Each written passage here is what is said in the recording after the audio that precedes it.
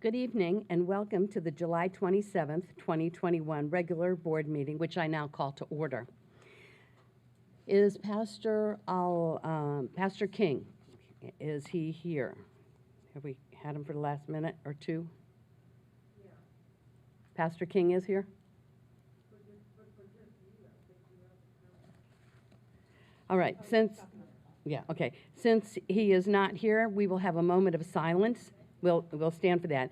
And we'll, after the moment of silence, Vice Chairman Mrs. Long will begin the Pledge of Allegiance, and it will be followed by the National Anthem. This evening, the National Anthem will be performed by the Palm Harbor University High School after-school specials, under the direction of choral director Blake Hudson. Please stand. And we'll have our moment of silence.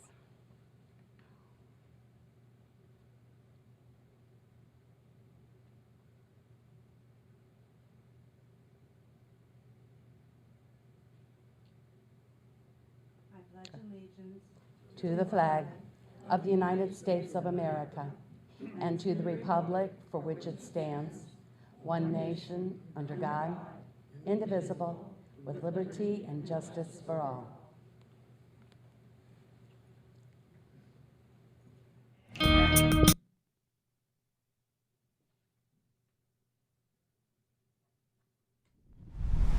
Oh, say can you see by the dawn's early light what so proudly we hailed at the twilight's last gleaming, whose broad stripes and bright stars through the perilous fight o'er the ramparts we watched were so gallantly streaming, and the rocket's red glare, the bombs bursting in air, gave proof to the night that our flag was still there. Oh, say does that star-spangled banner yet wave o'er the land of the free and the home of the brave? Thank you.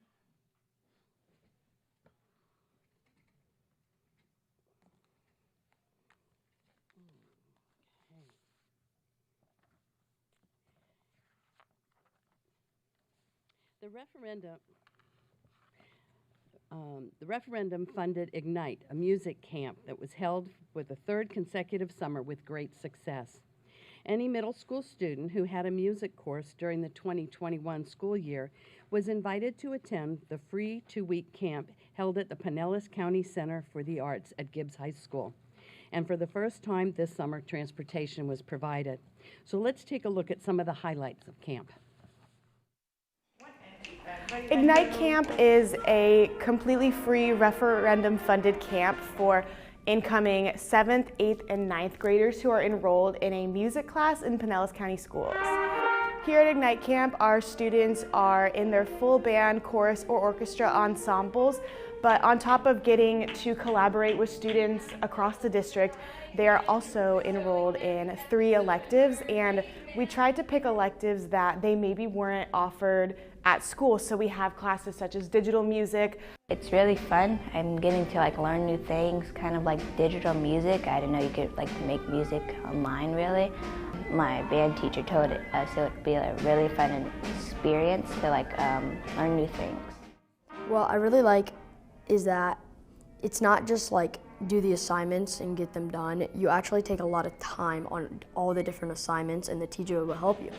In the last couple of days, I remember the first day, I was surprised at how much I learned. I feel like it's so much better to play in a band, honestly, than on your own. You just feel more into it, you feel more active, and you just want to play, you know? It's just making me a better musician every day, and I feel like it's the best band camp.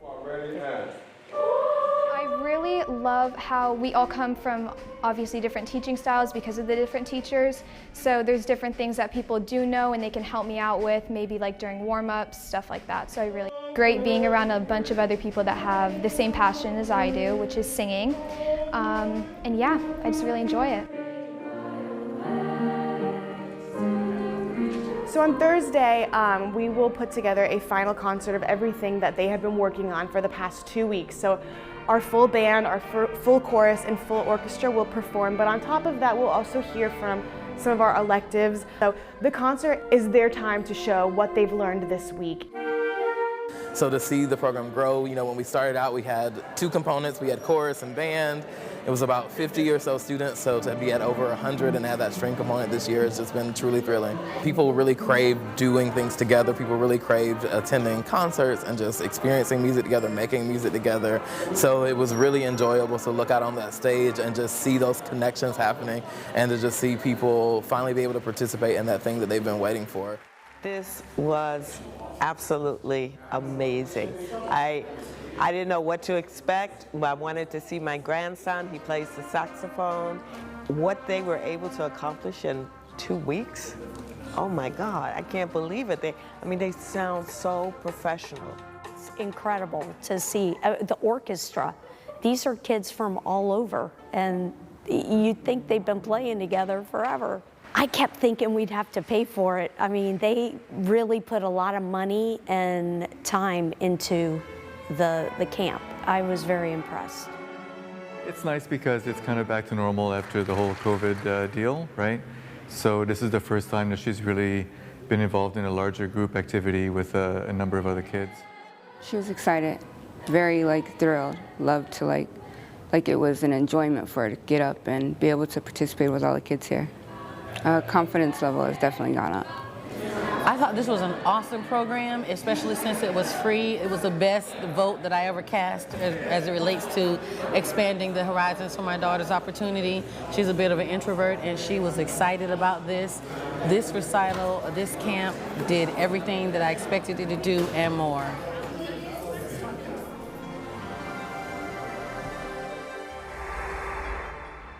And I think we need to thank the citizens of Pinellas County again for passing the referendum, because this was supported and paid for by our referendum dollars for all of these students. So thank you very much.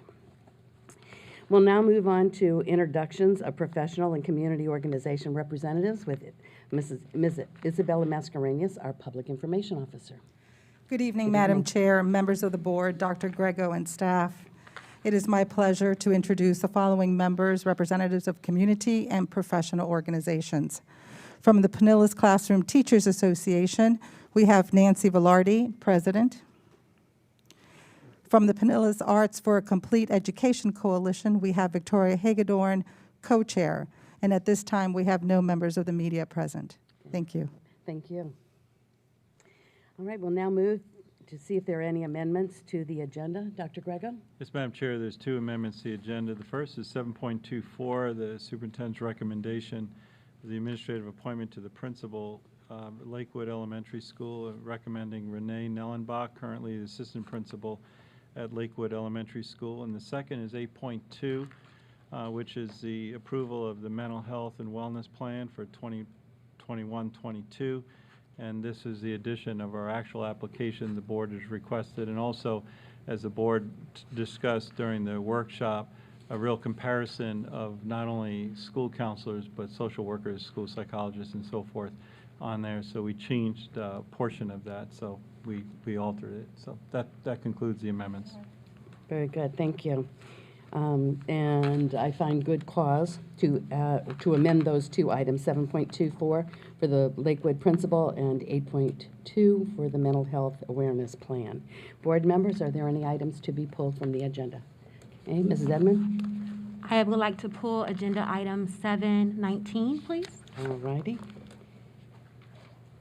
So we will vote on that right after we do the consent agenda. Anyone else? Okay. Then, do we have a motion to adopt the agenda as amended? I motion to adopt. Okay, Mrs. Long made the motion.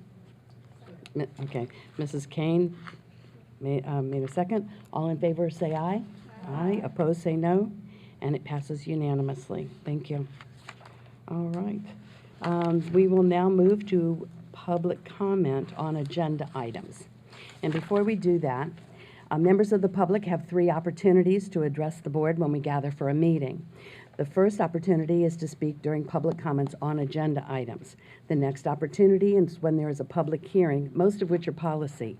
But lastly, after the meeting is adjourned, we will remain for public participation when speakers may address items pertaining to the business of the district. Now, tonight we have a separate meeting for the presentation of the proposed budget. This meeting will be time certain at 6:30. And if you're here to address the budget, you will have the opportunity to do so during the budget hearing, not during this portion of the public comment. At each opportunity for the public input, board members are here to listen to you. This is not a time for us to discuss or debate. We will not take any formal action on information brought forward unless it is pertaining to an agenda item on which we're going to vote. However, the board and superintendent may clarify statements or refer the speaker to the proper staff person to help them work through any concern that's brought forward. The board is committed to a standard of civility and decorum in conducting our meetings.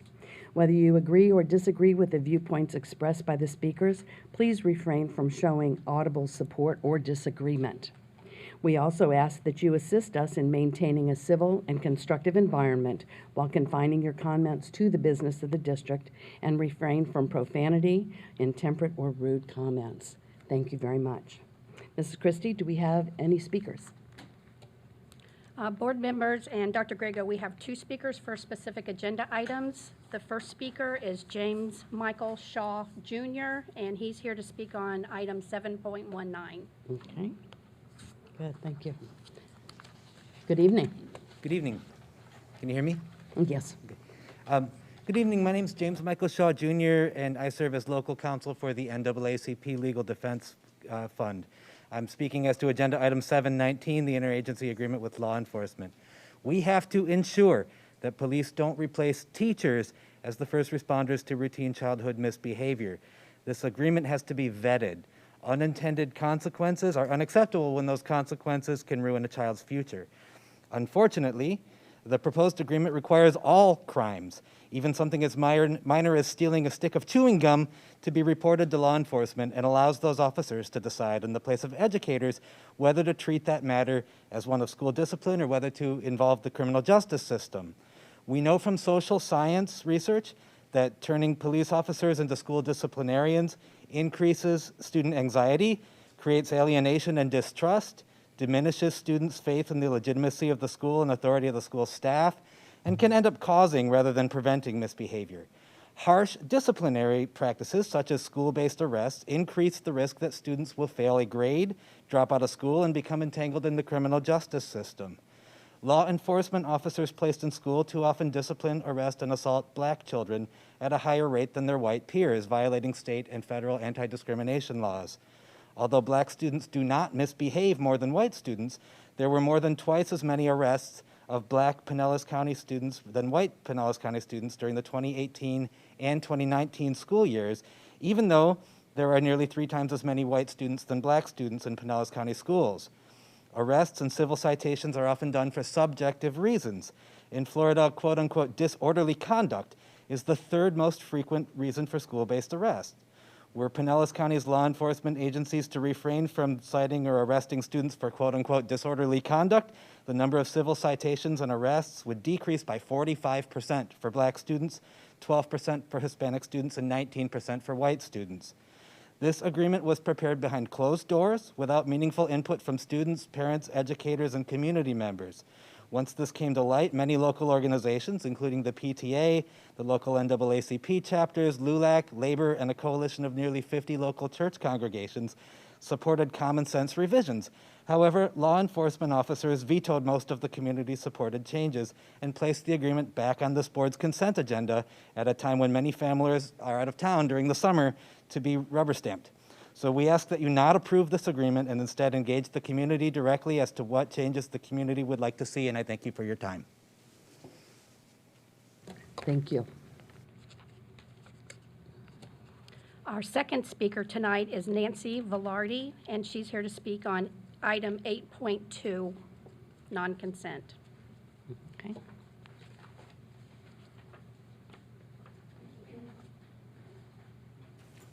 Good evening. Good evening. PCTA has met with the district about the plan for mental health upgrades for the upcoming year and expressed our belief that the current plan does not go far enough to meet the needs of the students after a traumatic year and a half. Many families suffer severe illnesses, losses of family members, and financial devastation was widespread. Many of our teens were called upon to take on responsibilities normally reserved for those with more maturity, some by working to help support the family, others providing childcare for their younger siblings. Even with the planned additions to the varied mental health professionals, we're still more than double the ratios recommended by the American School Counselor Association, the School Social Worker Association, and the National Association of School Psychologists. Many of our mental health professionals are already overburdened with caseloads far beyond what is understood to be ideal. We risk losing some of these professionals because they've been unable to properly fulfill their duties and obligations to these children by giving them the individual time and care necessary. It is recommended in the plan that schools encourage not to utilize mental health professionals in any other capacities, as has been done for years. They've been testing coordinators, proctors, and called to various duties far beyond the contractual requirement of other instructional personnel. PCTA believes we need to go further than encouraging schools to discontinue these practices. We need to hire others to coordinate the testing and leave the mental health professionals to their appropriate calling. Our children have faced the same experiences we all have, but they are far from having developed the necessary coping skills to handle that trauma. Even some adults have struggled with the negative impacts of the pandemic, resulting in various forms of depression and anxiety. Our children are far more vulnerable by dint of age, and they have witnessed and experienced those same fears and concerns. It is our responsibility to be properly prepared to help them through this difficult time so that they're ready to learn.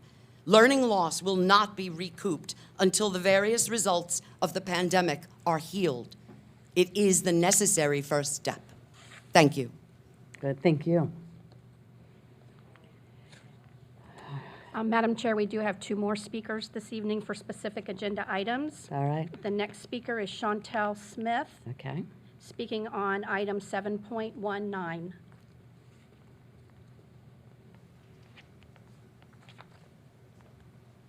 Good evening. Good evening. Hi, my name is Chantel Smith again, and I'm requesting that the item, agenda number 7.19, be tabled. Educators should write school policies, not law enforcement, because educators have been trained and taught how to teach our children, how to discipline our children properly. And I send my daughter to school to be educated, not policed. Ideally, educators would write the policy and police could give input. Optimally, the community would be involved so that the policies would be comprehensive, fair, and equitable, as those are the community's children. Lastly, I wanted to give an example of a suggestion for the verbiage that was given by the community and by community agencies that was stated that the children's rights need to be stated to them in a way that they can understand and that is that they can understand. My daughter is autistic. I can't imagine her being not told her rights in a way that she could understand. And when you have adults that have confessed to things that they did not do because of the fear and intimidation and interrogation, I cannot imagine how that is for a child. So I think, again, this policy should be tabled.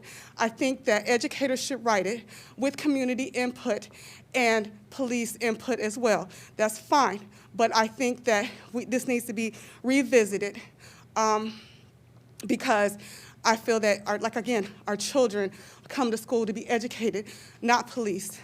We are sending our children to get a diploma, not to leave with a record. Thank you. Thank you.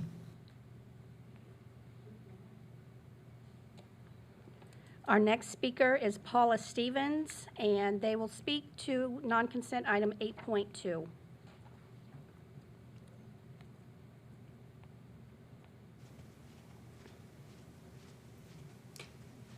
Good evening. Good evening, Madam Chair, school board members, Dr. Grego.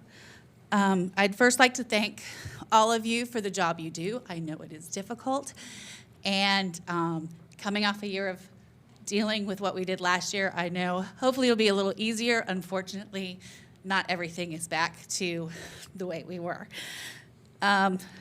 Excuse me. So I also want to take a moment to go ahead and thank all those social service workers, our school psychologists, our school counselors, our social workers. They went above and beyond last year to the call of duty, and we really, I know in the plan that you will soon be looking at, it looks like they've grouped together them as mental health services and now have put them as a 1 to 197, which still it looks good number-wise, but I am questioning whether or not that's going to give my school any more than one counselor, because we're still about 650. So if you're grouping together social worker, guidance or school counselor, and school psychologist, hopefully we'll have a full-time social worker and a full-time psychologist, which will greatly help since we now only have them probably 3 days a week versus 5. But that still only leaves us with one school counselor for 650 kids. It's not enough. It is not enough. The American School Counselor Association recommends that schools maintain a ratio of 250 students per counselor.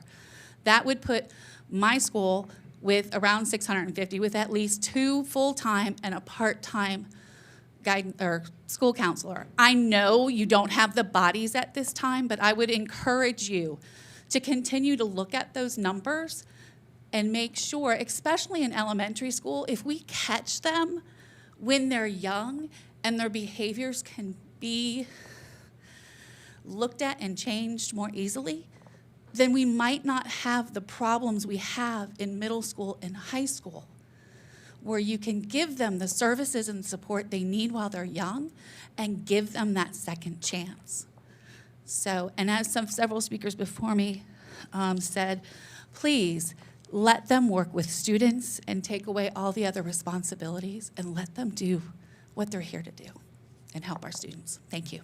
Thank you.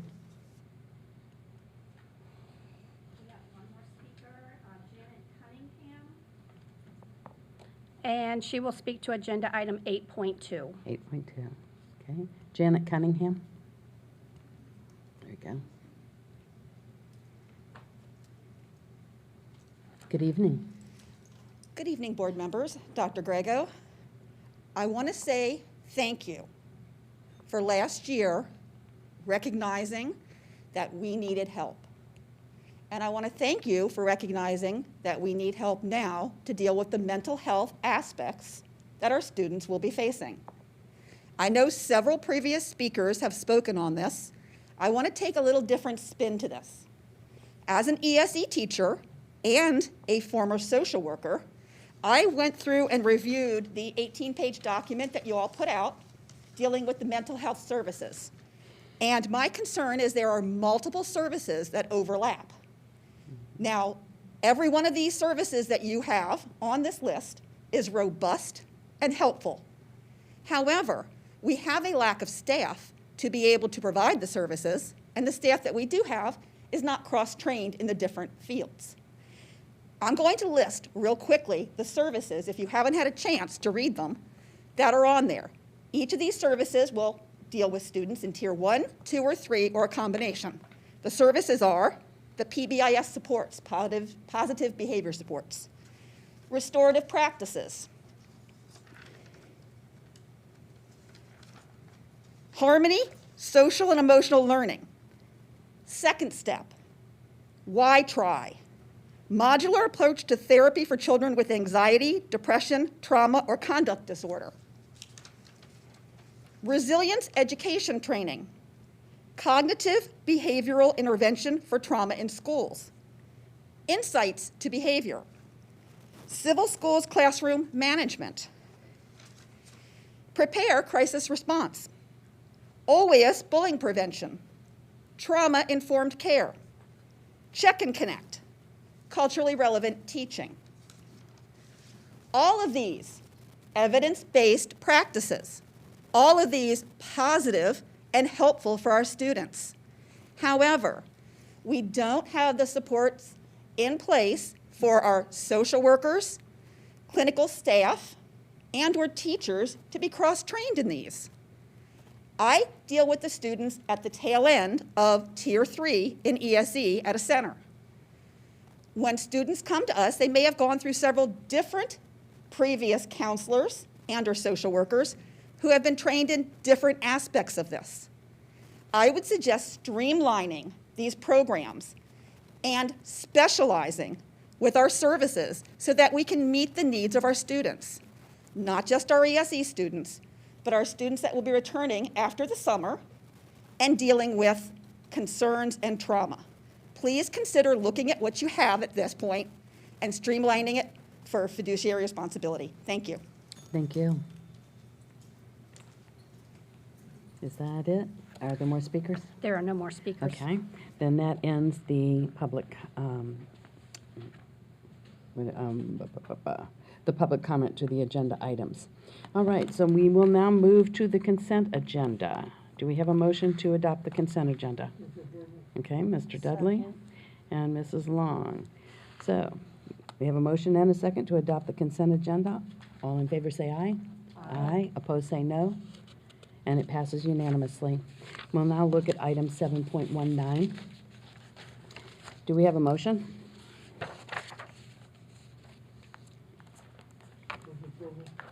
Okay, Mr. Dudley. Do we have a second?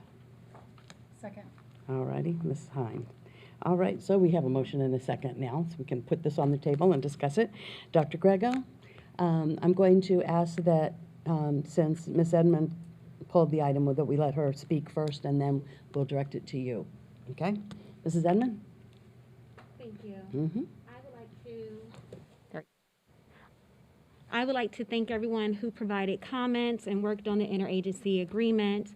This agreement includes several items that would not have been included if we did not discuss it during our workshops, as well as solicit community feedback. I have a few questions that I'd like to ask. Some of these questions I asked at the workshop. My first question, why would the board not include use of force, Miranda rights, and search and seizures as suggested by stakeholders in this agreement? Yeah, Ms. Edmonds, those are good questions, and I'm glad you brought them up at the workshop, but I think it's also good that we air those out here too. So Chief Williams will address each of these questions again, and certainly because they're good questions. Yeah. Good evening, everyone. Yeah. So the agreement includes information from all the agencies, and each agency has their specific policies as it relates to Miranda warning, uses of force, and those types of topics that you brought up. And for that all to be included verbatim in this document would make it super long.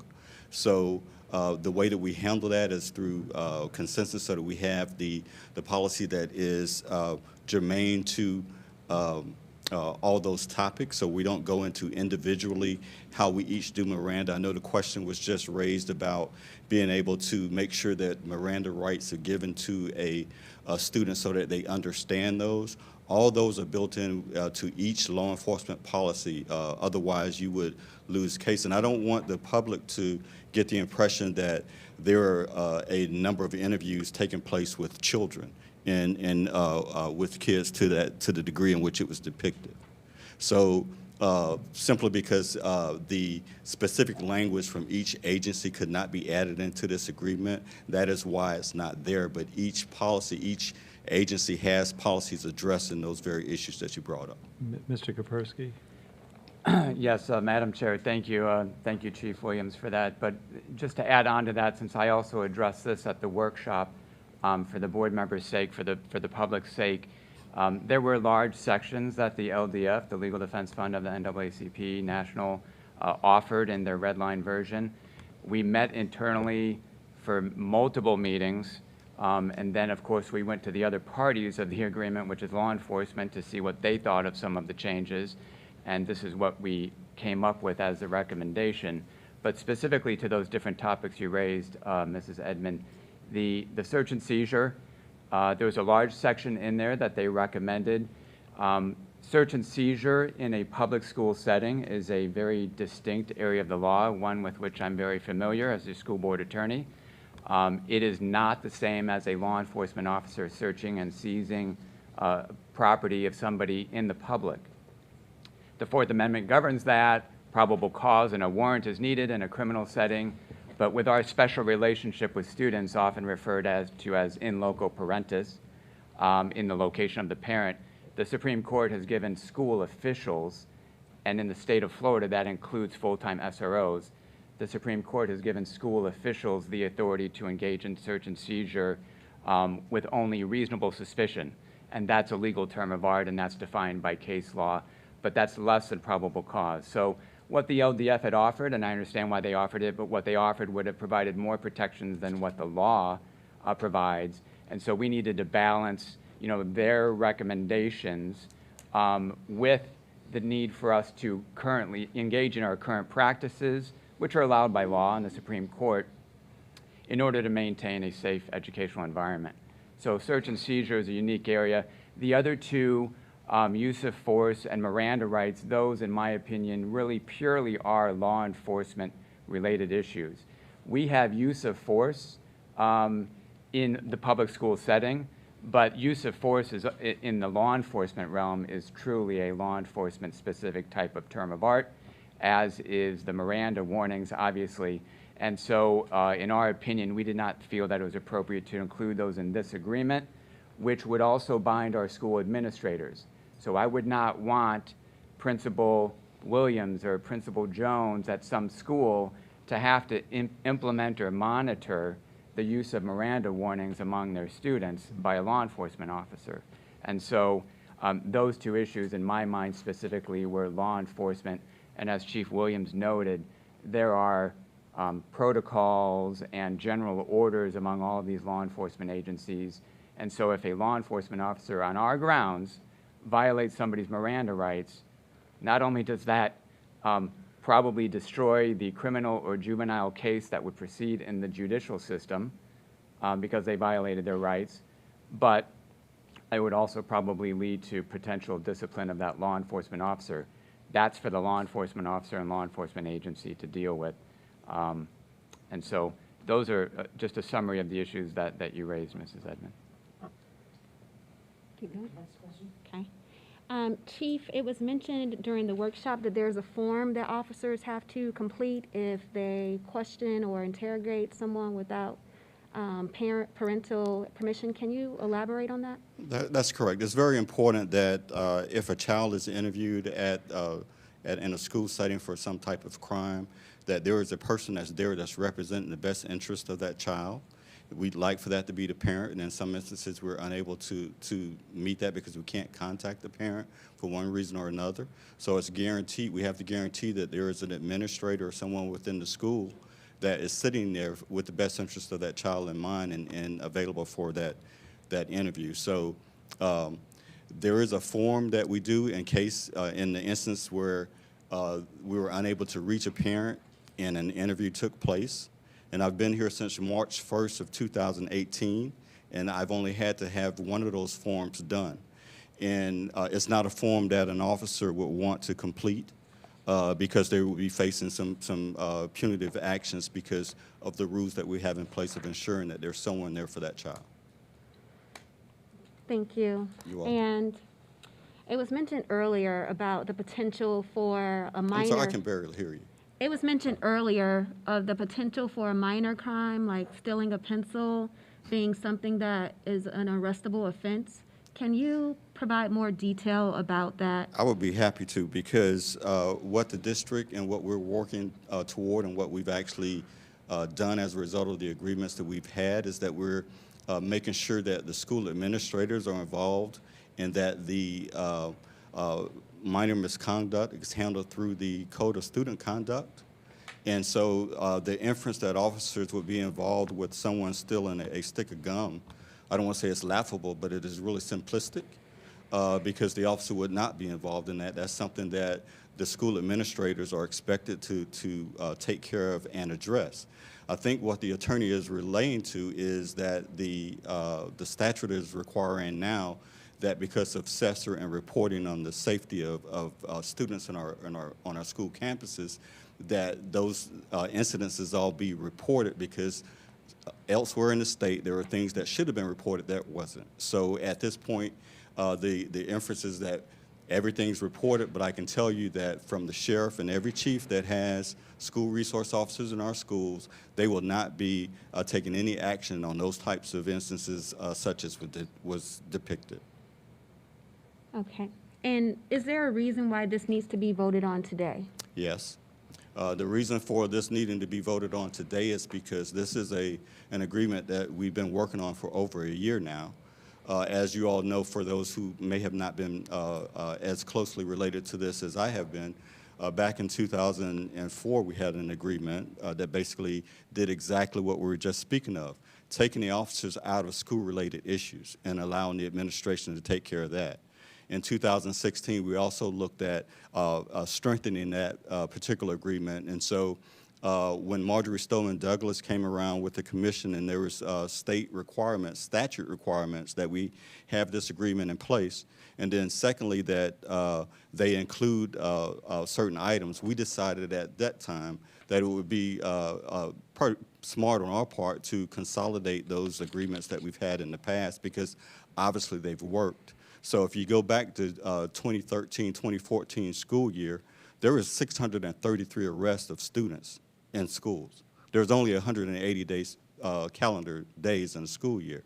So this past year, those arrests are down to 114. Any arrest in any of our schools are too many. I will stand here and say that.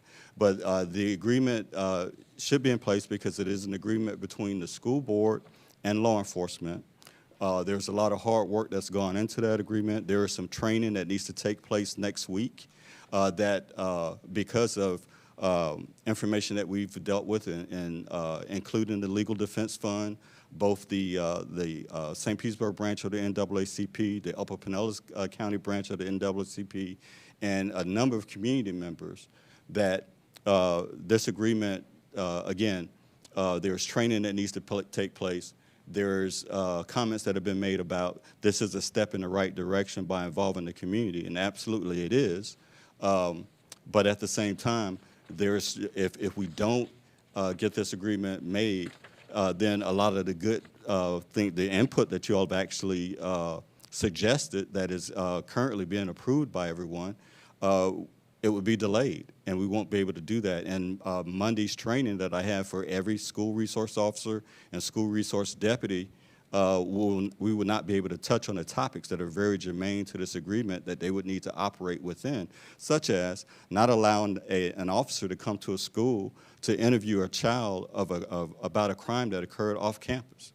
That was occurring where officers, because they knew the child would be in school, they would come to the school to find him.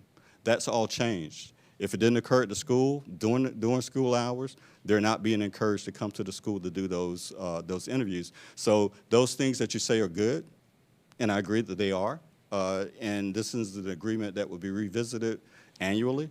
So if there's things that we need to look at and tweak and modify, we will most certainly do that. But again, I will say that this is something that the statute requires. It's an agreement between the school district, the school board, and law enforcement. And again, with it being reviewed annually, I think that these changes that we've made are good changes. We will be reviewing it. And it's very important that we get this agreement done. Are there any other questions? I want to allow everyone else to weigh in if they'd like. Okay. Dr. Carr? Thank you, and thank you, Chief, for your thorough explanation. And I appreciate the time that was taken during board workshop to address some of these concerns. We, many of us had the opportunity to be present for some of the other meetings that took place. And one of the issues or concerns, and it was also brought up earlier, was the disproportionate arrest rate. And my question really is to Mr. Kapersky regarding, and to Dr. Grego as well, that perhaps while that issue might be beyond the boundaries of this particular agreement, initially when the rule came into place that we would be required to have school resource officers in all of our schools at the level that we do now, there was considerable discussion about what the role and function of those officers would be in regards to enforcing the Code of Student Conduct. So my question would be, perhaps in the future, potentially at staff's availability, and for us to potentially discuss at workshop, to investigate the potential need for us to be explicit in other board policy and define the role and function for our administrators' edification and behavior. So, for example, to eliminate any possibility of an administrator or teacher or any school board employee utilizing law enforcement for enforcement of the Code of Student Conduct. So while it may not be pertinent to this particular agreement between law enforcement, potentially there is a time when, without proper guidance, support, training, someone may falsely go to the school resource officer and ask them to enforce a code of conduct violation versus a legal violation. And the intention of the officers, in addition to building positive relationships with our students, is to keep our students safe and not to penalize them for something that is not a violation of the law. So my thought would be, in the future, if that could be followed up and discussed further as something, because it was an issue that came up from public comment, from input, and while it's not specific to this agreement, just the follow-up so it happens. Add one thing before they speak? And I'm very glad that you brought that up, because I don't want anybody to be mistaken that the public comment isn't and the public input isn't important, because it very much is so. And out of those public comments, we were able to identify issues that are outside of this interagency agreement that should and must be addressed. And there are things that have been put in place to do exactly that. So if Mr. Kapersky or Dr. Gregory would want to expound on, I can if you'd like, but I know that there's items that we've identified that we have been working on, and we will continue to and work even harder, because just as there is a disparity in the graduation rate, there are some issues that have come up as it relates to the arrest, particularly of African-American males, that's going to take the same type of zeal and attention, not only from the district, not only from law enforcement, but the entire community. Whether you're a parent, an aunt, uncle, or whomever, or even if you don't have children, I'm encouraging people to become involved and really not sit back and just talk about it, but let's come up with some useful solutions that we can all work together to make come to fruition. So with that, I'll be quiet and let Mr. Kapersky. Mr. Kapersky, is there anything you'd like to add? Yeah, I just have one comment, and sorry, Dr. Grego, if I'm stepping on your toes, but relevant to that, there is, and coming off of Chief's comments, there is a provision that we added as a result of reviewing the Legal Defense Fund's draft, and that's on page 3, and forgive me for reading, but it's very short. It is the intent of this agreement that low-level acts of misconduct that do not pose a threat to school safety should, as a rule, not be referred to law enforcement and should, as a rule, not result in student arrest.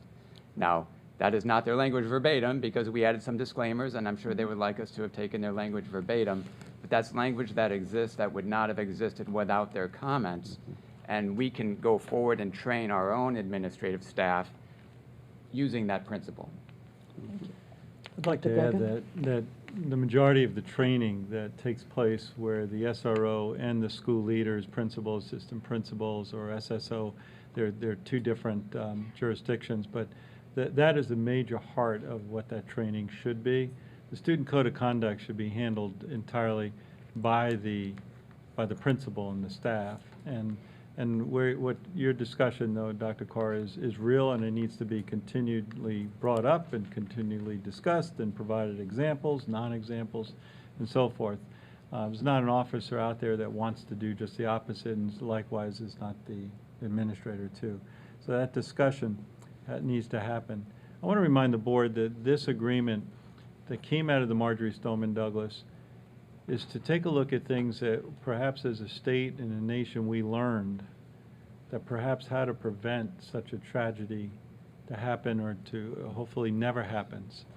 And the things we learn sometimes is little things that perhaps don't get reported, and not that they have to be criminal or criminalized, but they're concerns that then all of a sudden bottle up and something happens, and we look back at those issues and we say, why didn't someone consult with this person or that person? And all of a sudden the pieces get put together really fast. So we need to all keep in mind that a lot of these recommendations came out of about a year or two of really studying what happened and potentially, as the sheriff always says, how to hopefully prevent something from happening again. And along the way, as you mentioned, Dr. Carr, we're going to need to train back and forth. What does that look like? Is it an absolute every time, or are there gray areas along the way? And sometimes our guts, as a school administrator, says, something's just not right here. Let me consult. So information's good. The end product needs to be to keep our schools safe from harm, and parents send their students to school, they expect them to come back too. So thank you for the work, and thank you, Chief, for this work too. Okay. Mr. Dudley? Thank you, Madam Chair. My experience has been that SROs and school administrators are pretty well versed in where they're supposed to, what the delineation is. And I know that, I know times have changed, but there are certain items that SROs won't touch because they are school related. I think a lot of what you're concerned about is actually in vogue right now, and they're doing that. Certainly, as new administrators come on board, and they need to be educated and all, but I just don't want the public to get the idea that because a teacher feels uncomfortable about something and is a violation of some school policy to go to the SRO, most of the SROs will tell them that's a school issue and you need to go talk to the administration. And I think that they do a very credible job of that. And they don't, police officers, they don't want to step on anybody's toes, and administrators, sometimes I realize through frustration they may call to have something taken care of that is in their realm of discipline and whatever, and they don't. But I have found, and during my time when I was there when SROs started, and I remember there was a kind of a feeling out process and all like that, but my experience doing, and I have a son-in-law who's an SRO, and we talk about this all the time, and he's, he will be the first to tell you that there are certain things that they can do and other things they can't, like searching a locker and things like that. There's a certain protocol that goes on, and I think that we are very well trained, and I'm not diminishing the need for more training, because we do have new people stepping in and all like that, but I just didn't want the public to understand that, this is not, we're out to get them and, and that sort of thing. And Chief, can you elaborate on that, or? Certainly. I'll just talk about an officer that I used to work with. He had a moniker, "Not My Job, Bob," because he did exactly what you're explaining and what he should do and what every SRO should do. If they're faced with a situation where they're being asked to do something that's out of their purview, something that should be handled by the code of conduct, then the expectation is that they tell them, "That's not my job. That's what you need to do. That's why you're an administrator." And so I can tell you that that goes on. And what you're saying is absolutely true.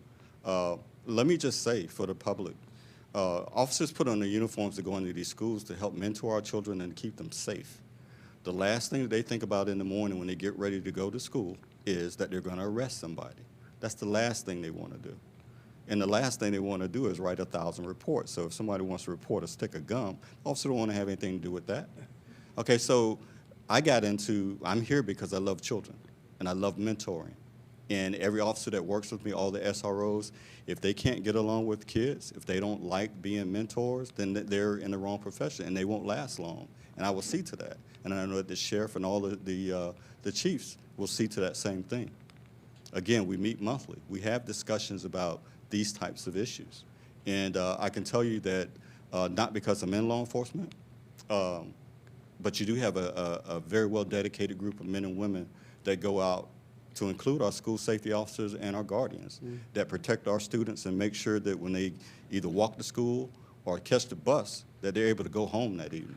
So they're not there to do anything other than, we're not trying to create records or send kids to prison. We're not doing that. That's not our job. That's not what we're trying to do. Now, granted, there are some things that occur that will require that a person be arrested.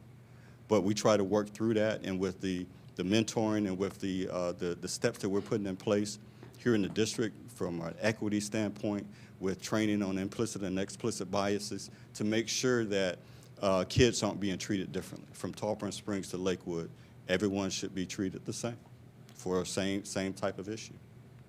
So I just want the public to know that we're not going to these schools. We're not in these schools to arrest your children and take your children into jail. We're there the opposite, to build relationships. All of you all can remember your teachers that you liked. All of you all can remember your school resource officers, those people who've had impacts on your lives. And that's all we're trying to do. There's nothing nefarious about the agreement, nothing nefarious about what we're trying to do.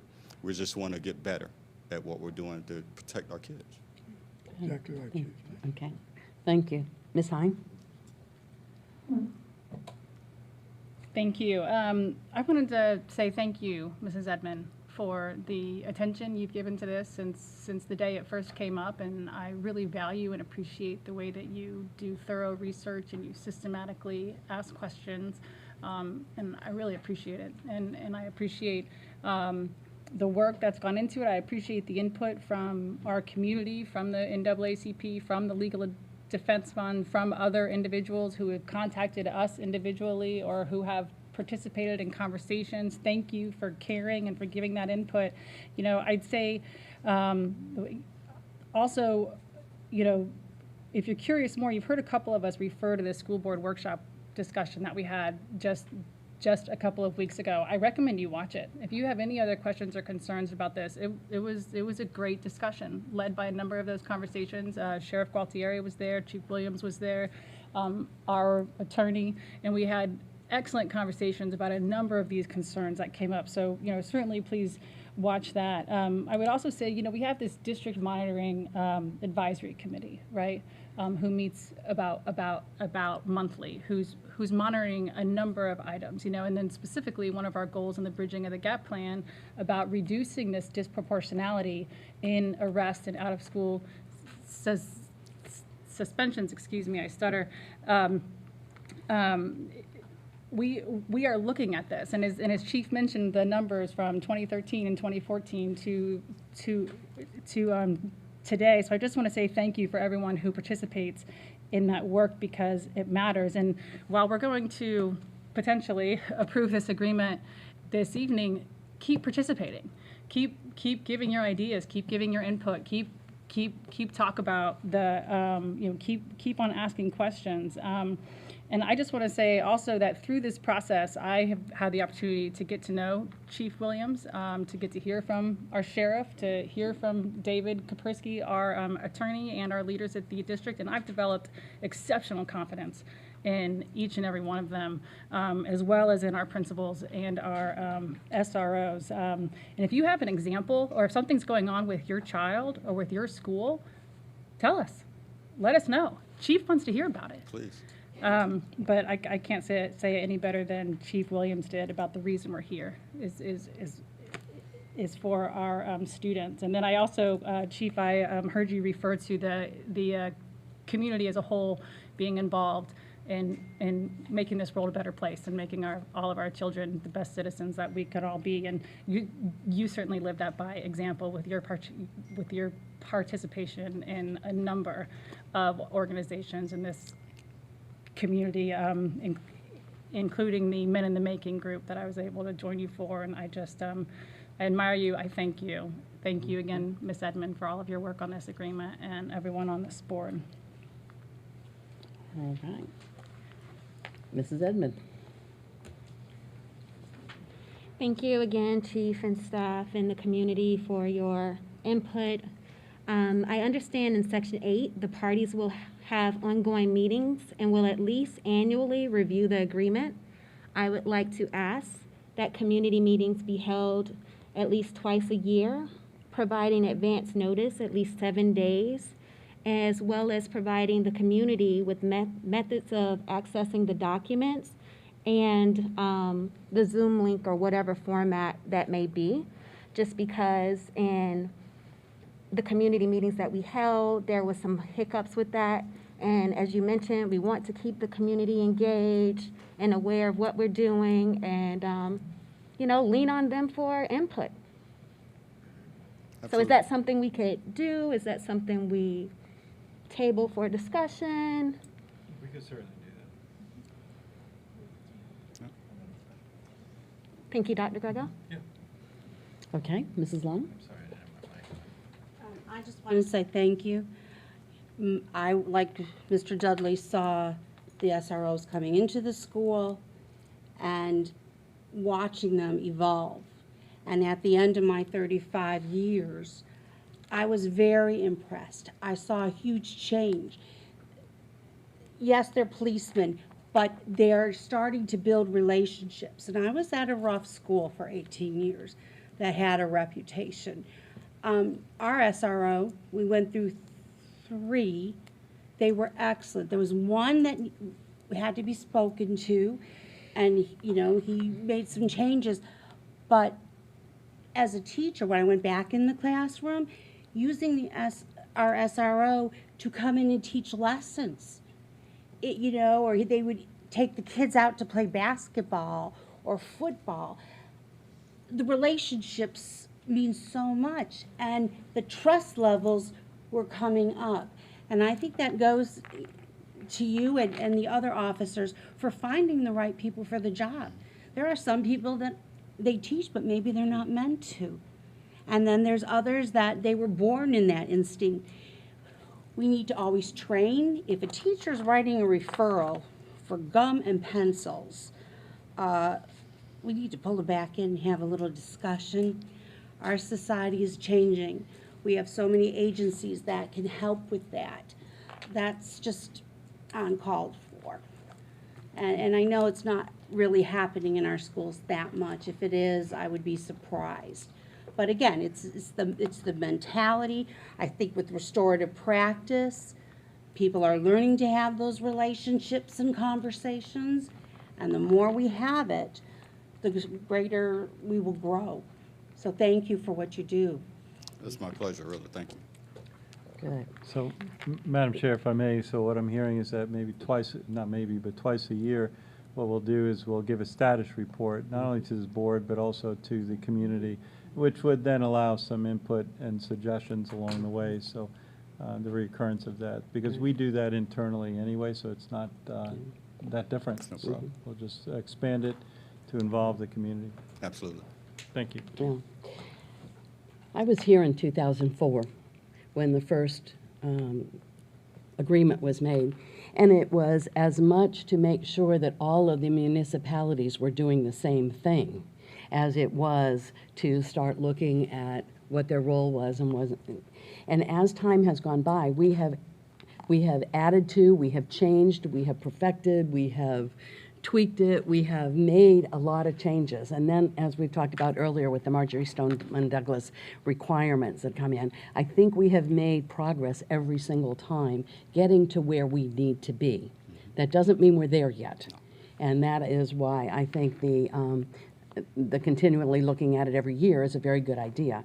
But I don't want us to think that this is something we just, yeah, we had one in 2004, and then, okay, now we have to do it again.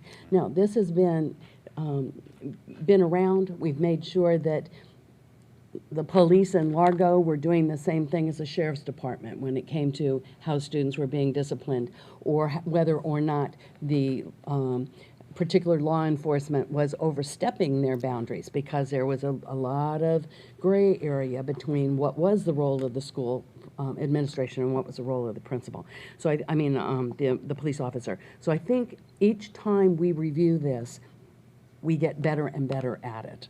So I want to say I'm encouraged by and I support the annual review of it.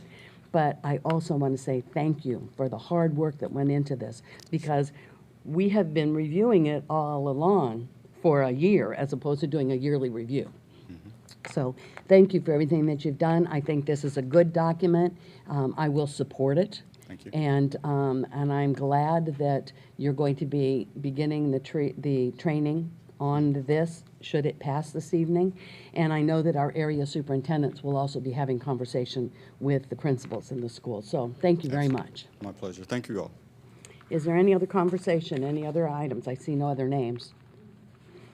All right, well, we have a motion and a second to approve the interagency agreement establishing the guidelines for a collaborative partnership between the Pinellas County, between the school district officials and law enforcement, and satisfying the requirements as set forth in the Marjorie Stoneman Douglas High School Public Safety Act and subsequent legislation.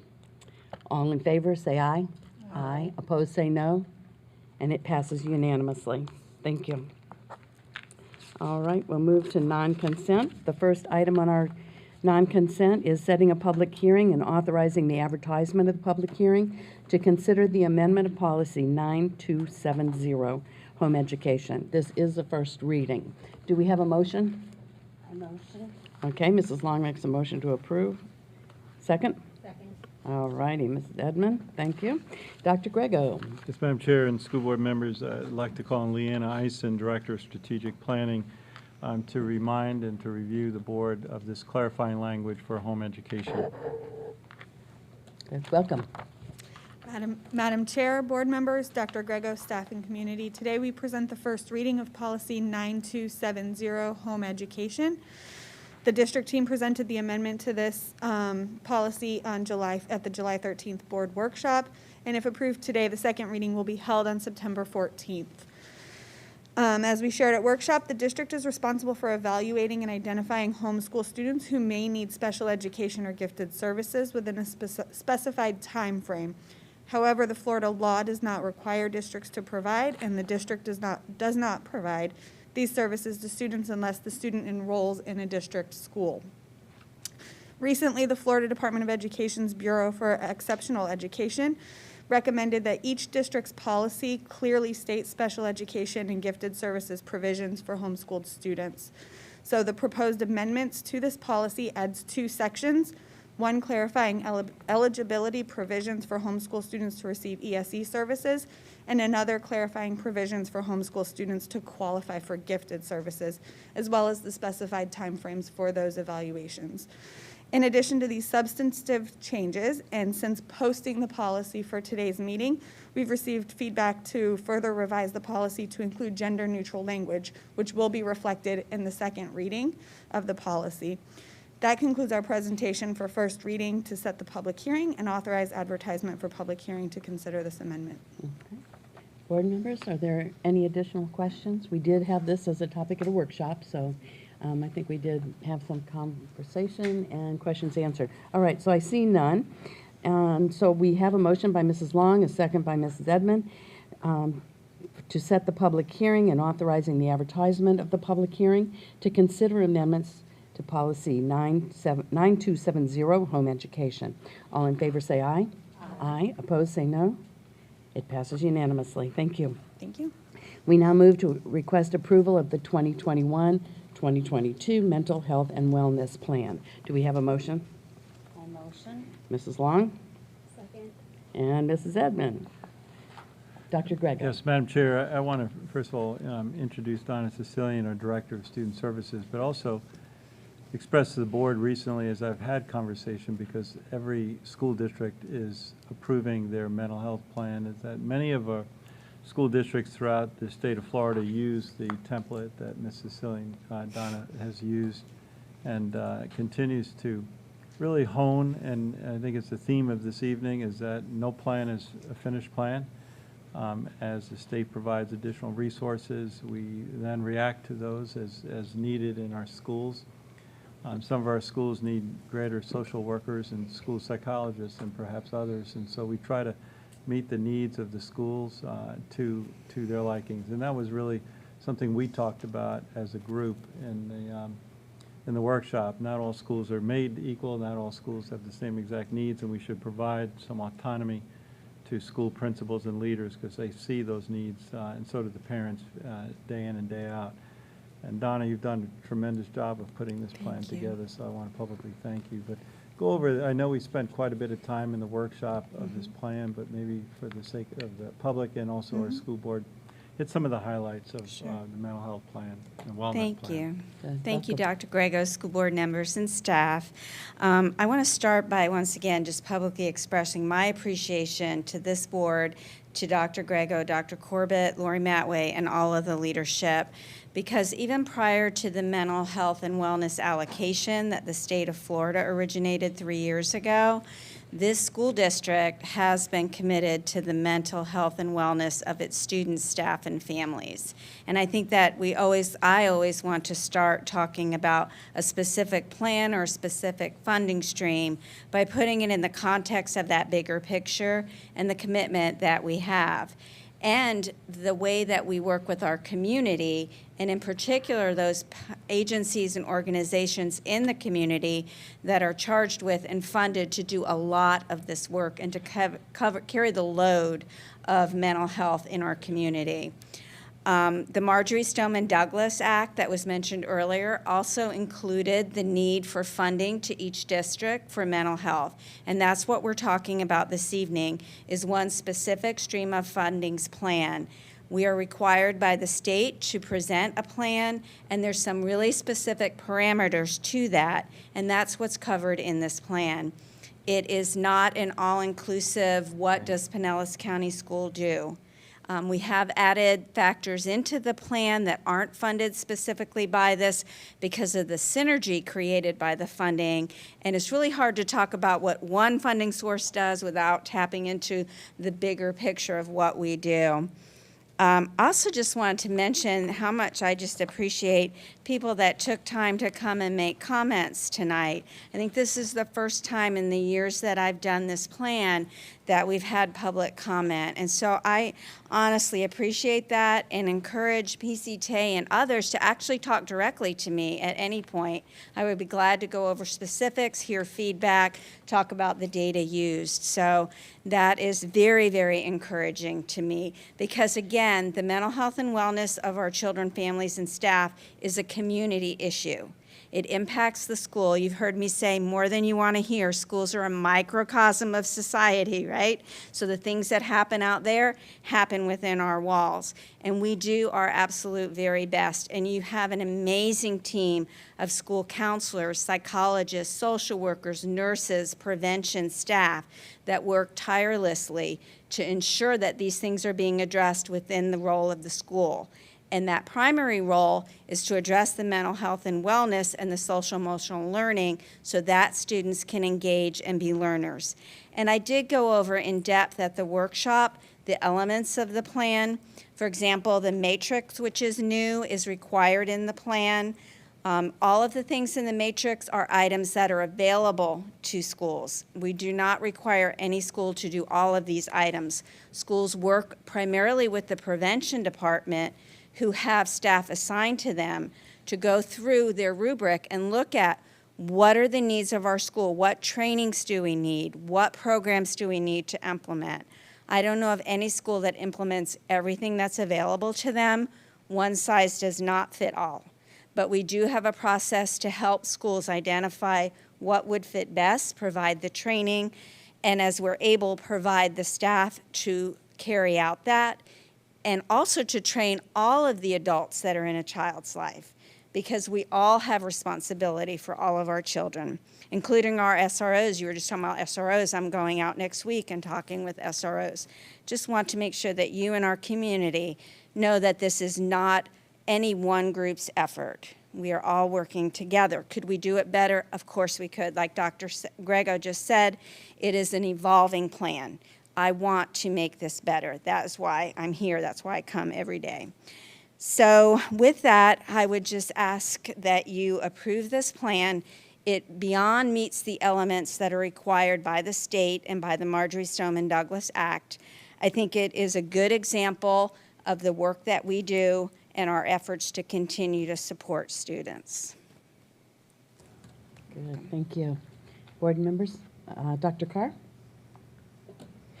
Thank you, and thank you, Mrs. Salian, for your hard work facilitating the development of this plan to not only for compliance, but also for best interest of our students.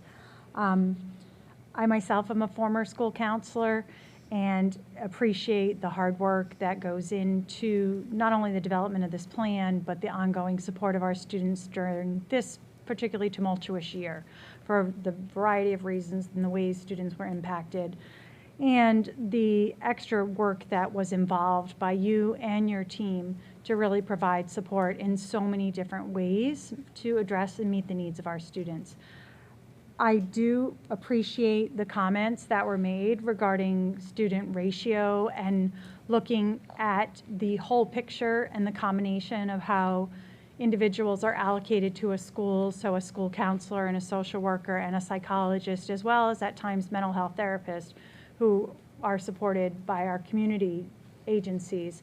So those combination of resources, I really think your articulation of the importance and value of our community resources as well, and that while we don't explicitly provide ongoing therapeutic treatment to students within our schools, that we are referring and advocating for students to receive that within our community. And so it's very difficult to meet all of the needs and the hard work that comes to the desk of all of our student services to provide and direct individuals and families to the appropriate resources.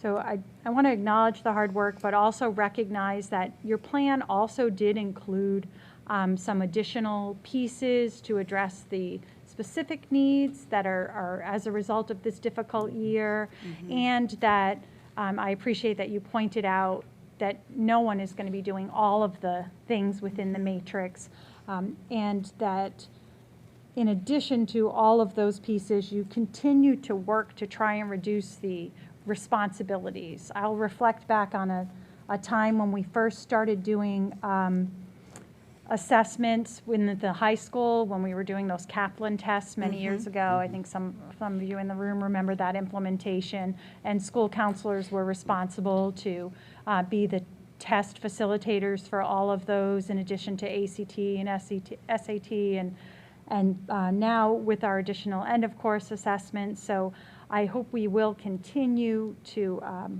ensure that our student services personnel are not utilized in that way, things like class coverage. And I know it was a difficult year with COVID and everyone did more than they ever have before. But I hope going forward we really will be guarded, especially our new area superintendents, in avoiding those sort of situations where our student service personnel are pulled into situations that are completely unrelated to their function and expertise as student service providers. So thank you. Thank you. All right, Mrs. Edmond? I would like to echo some of Dr. Carr's sentiments, and just in talking to you throughout the year and knowing that you went out and talked to students, and we're going to include their feedback as it relates to the mental health training. I think that's going to be invaluable, as well as some of the discussions we've had about the various clubs and how students are taking ownership of that and spreading the word. Do you mind sharing or highlighting some of those clubs? Sure, thank you. I would love to. That's one of the points of pride that we have in Pinellas County. We have several clubs. We have tried to consolidate some of the student clubs that have very similar, like the SAFE clubs that are required through Marjorie Stoneman Douglas, and then we have the SAVE clubs, which is Students Against Violence Everywhere. We have a number of different clubs that really focus on peers and student peers reaching out. Dr. Grego and I recently were at an event with the governor and his wife where they talked about the Ambassadors of Hope program that's expanding. We were some pilot sites here. Largo High participated in that, and the focus there is really peer-to-peer promotion of mental health and wellness. We have many schools, and we've brought that to your attention throughout the year, and I know we will again in the upcoming year, that have been recognized nationally for the efforts, and that is 100% students. They have a club sponsor, which is a dedicated adult, but you're right, the students really are taking the lead, and that's why we have to go out and listen to them. I think I told the principals, they said, we don't want a 40-year-old lady talking to us. And I felt like I wanted to hug them because they thought I was a 40-year-old lady. But their point was well taken. They want to hear from their peers. And so we have provided and continue to provide ways for that to happen. So thank you for mentioning that. Our students deserve a lot of the credit here for the things that have happened, the success with the Sandy Hook app, the reporting app, the training that we do, and the number of times that they report and express concerns about their friends and their peers. It's heartwarming to see. All right, thank you. Are there any other comments? All right, seeing none, we have a motion made by Mrs. Long and a second made by Mrs. Edmond to approve the 2021-2022 Mental Health and Wellness Plan. All in favor say aye. Aye. Opposed say no. It also passes unanimously. Thank you very much for all your hard work as well as the presentation. All right, we will now move on to items introduced by the superintendent. Yes, Madam Chair, and to the board, I have a few items, and I know we're on a timeline, so I'll try to keep it brief with a time certain at 6:30 for our first budget hearing. So one of the things I'll open up to discuss is that I did share with you the draft guiding practices and protocols that we'll be talking with our principals and others as we prepare to open up the school year. I just want you to be comfortable that we are employing many, if not all, the same safe operations that we did last year. When it comes to keeping our schools safe, we'll continue to have nurses in our schools to take care of any health conditions. You know, Sarah O'Toole is on top of that, and we'll continue to do that. We'll continue to have separate clinic spaces for anyone exhibiting any kind of symptoms, especially COVID symptoms. We'll continue to enhance the cleaning and sanitation protocols established that we did last fall. We're not going to stop that. We also have been working, and I want to thank and recognize Mr. Herbick for the enhanced air filtration and ventilation systems and filtration systems that we put into our school districts last year, and we continue to cycle those out. We'll continue to do the same things in terms of the importance of hand washing and hand sanitizing along the way. As you know, this board has sunsetted any kind of mask requirement, and we're providing and continuing to reinforce that it's optional in terms of parents and their choices. We'll continue to emphasize that. We'll talk with principals this Thursday on that. And we're also working with our Pinellas virtual school in terms of let me back up in terms of our conversations with the department, just to remind that all executive orders are sunsetted. So a lot of the executive orders that dealt with My PCS Connect and PCS, they're all sunsetted. So we're back to quote unquote, I hate to say this, normal in terms of the statutes. So we are looking at, Mandy Perry and Mr. Hendrick is looking at ways to perhaps enhance some of our elementary-only virtual school options, to have some synchronous opportunities during the day for parents if they so choose, and for students if they so choose. So we're trying to finalize that. It's a heavy workload, but we're working on it and working on some sort of application. But we'll see how that goes. I will be in close communications with this board over the next 2 weeks as we have weekly meetings with the Department of Education. We have weekly meetings with the Department of Health and every other agencies, especially our Superintendent's Association, as we work. But all things, I'm very pleased with the progress that we're making as a school district. And I believe that we're leading the way, and our students and our parents are anxious for our start date back in August 11th. I do want to share, as all of you know, is that last Thursday, Sarah Painter, the 5th grade teacher at Eisenhower Elementary School, was named the Florida Teacher of the Year, and will represent us very well. I want to thank all those who made the trip over to Orlando. Mrs. Cook represented this board exceedingly well. Thank you. Sarah will serve 1 year as the Christy McAuliffe Ambassador for Education, so she will be working with the Department of Education. She'll still have a home base here at Eisenhower, but she will be on the road quite a bit, and she has taken that on. I do have a brief 2 or 3 minute, 2 minute, I think, video just to share with the public the excitement that took place last Thursday. So if you could pay attention to the monitor. This week that we have been here has been amazing. We've been celebrating with all the District Teacher of the Year winners, and tonight is the culmination of that.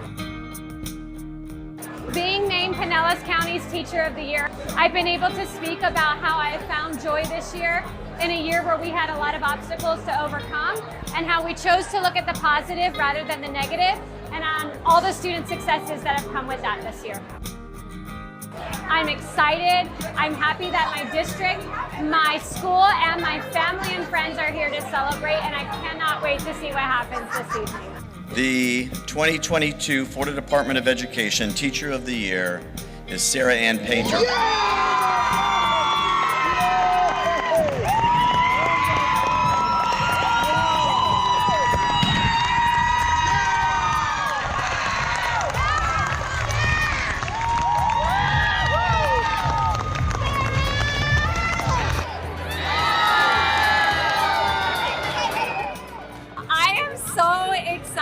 To get the honor to use this year to be the voice for all teachers across the state of Florida, and to learn and grow and bring things back to my district when this year is over.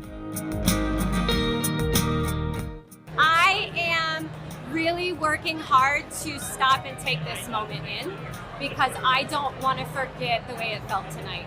So there have been moments where I've been inside my head all day today, but it's really, I've been very reflective and looking around the room going, I will never get to do this again.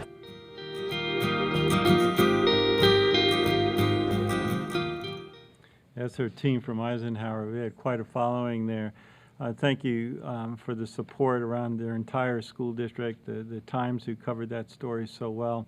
I also want to say thank you to the board members who participated, and thank you to all of our administrators. We had our back-to-school leadership meeting yesterday. I want to thank Darlene Lebo and Clint Herbick and Mike Hewitt and Creative Contractors for really hosting us at the newly renovated, still being worked on though, St. Pete High School. We will be having an open house probably later September, October. It will be a tremendous event. I also want the board to know, real briefly, I won't go into details, that we're having VPK registrations throughout this school district as we're adding so many new VPK programs to our school district. We had our Embrace Pinellas. That's where all the new teachers in Pinellas County get to come and spend a whole week and then go back to their school. Well orchestrated. Thank you to Mark Narkier and Paula Texel and the whole professional development department, and congratulations to several of our schools who were recognized by the district PTA, PTSAs. I'll name a few. The Outstanding Administrator of the Year, Kelly Kennedy for Oakhurst Elementary School, Out of the Box Award. I love the name of that award. Oakhurst Elementary School, also the PTA.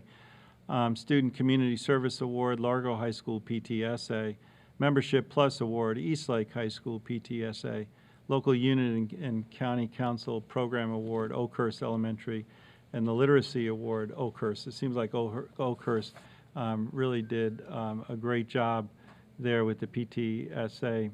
We continue to have our recruitment efforts as you see around, we're making great progress, as you know, with bus drivers and teacher assistants and many other positions. We're positioned very well to open up our school year.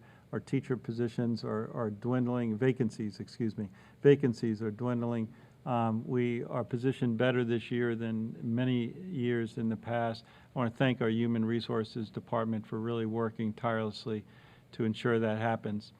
Board members, over the next few weeks, I know that we're not able to wait for a meeting, but I will be very methodically and very regularly communicating with you either individually or through emails collectively. And so look for that. If you have any questions, any concerns, any topics, please, as we prepare. I want to thank my staff as they work 24/7 as we work so hard to get ready for a smooth opening. Our teachers come back next week, and we're off and running. So thank you so much.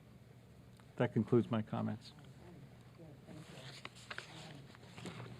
Mr. Kapersky, items introduced by the school board attorney. I have no report, thank you. All righty, thank you. And we have a couple of school board members that have, what I'm going to do is I'm going to recess the meeting, give us a chance just to stand up for a second, make sure that they get all of the recording things, and then we'll come back, do board reports, board member items that are introduced, and then eventually we'll do the public comment, okay? All righty. So the school board will recess the public meeting to conduct the public hearing. This hearing is scheduled for 6:30, and we will be held to hold the tentative 2020-21 2020-21-22 millage rates and district budget. Upon completion of the hearing, the board will return to the regular board meeting. So with that, this meeting is in recess.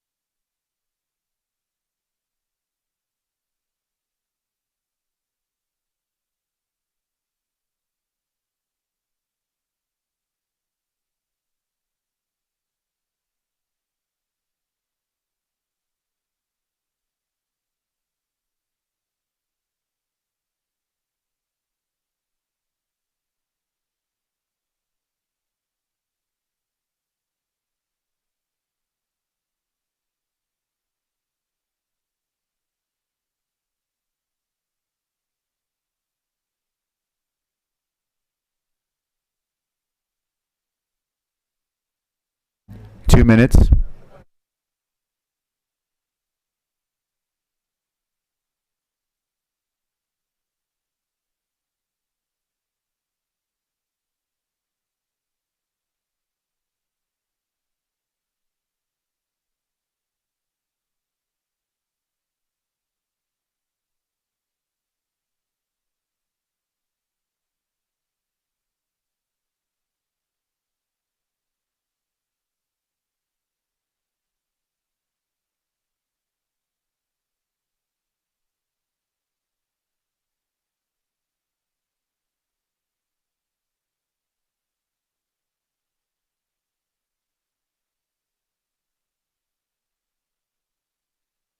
1 minute.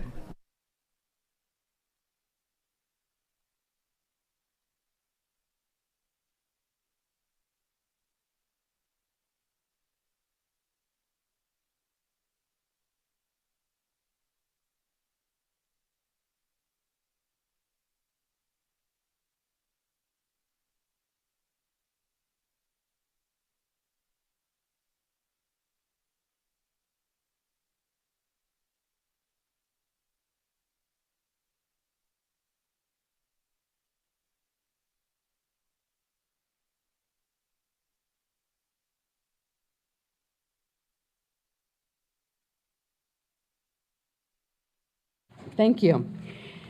I now call to order the Tuesday, July 27th, 2021 public hearing on the budget. I'm going to read some opening remarks and then turn it over to the superintendent. Good evening and welcome to the first of two public hearings for the 2021-22 budget. We are here tonight to review the proposed property tax rate and budget for the 2021-22 school year, consider comments from the public, and approve the tentative millage and the tentative budget. The order of business and action taken tonight must follow very specific directions set forth in state statutes, and we ask for your cooperation as we go through all this legally required format. There will be two opportunities for you to speak this evening. First, you may comment on the proposed millage rates. Second, you may comment on the proposed budget. If you wish to speak, you must register separately for each part of the hearing with our staff members and at the entrance of the boardroom. After tonight's hearing, the school board will continue to review the tentative budget. We may make changes or reduce the millage prior to the next meeting, but during the final hearing, which is scheduled for September 14th, 2021, we cannot raise the millage rate higher than what we tentatively set here tonight. On behalf of the school board and superintendent, I thank each one of you for taking the time to participate in tonight's hearing. And at this time, I would like to entertain a motion that we adopt the agenda. I motion to adopt. Okay, we have a motion to adopt. Is there a second? All right, we have a motion and a second to adopt the agenda. All in favor say aye. Aye, okay. And opposed, say no. It passes unanimously. Thank you. Dr. Grego and staff will make some introductory comments prior to the presentation and before we hear any comments from the public. Dr. Grego? And thank you, Madam Chair. And school board members, I first and foremost want to thank you for your work in establishing and developing this budget, and also your interest in assisting us putting it together. As you know, this budget is tied directly to our strategic plan, which is extremely important that we have the resources and know-how and are all moving in the right direction. Consistent with prior year's practice, the budget was presented to this board in a very detailed fashion. I want to thank Mr. Smith, our CFO, and all of your staff for presenting such a detailed plan. I don't know another board in the state that has that level of detail back in June 22nd, and here we are at the end of July. And at that workshop, the budget was laid out, as I said, in great detail and explained all of the functions and objects, and I know you've met individually with several of the board members. Consistent with past practices, we're going to continue to examine all aspects of the budget. The budget is a moving document to maximize the impact on our students and on our employees. I once again truly want to thank this board for putting together and assisting this budget. I want to call upon Mr. Kevin Smith, the CFO, to introduce the budget and your staff, and so we'll go through the appropriate requirements for this evening. Thank you, Dr. Grego. Madam Chair, board members, and staff. Our Truth and Millage ad appeared this past Sunday in the Tampa Bay Times, which is legally required. The format for the newspaper ad and the order of tonight's hearing presentations are prescribed by Chapter 200 of Florida statutes. As Mrs. Cook mentioned, it must follow a specific format.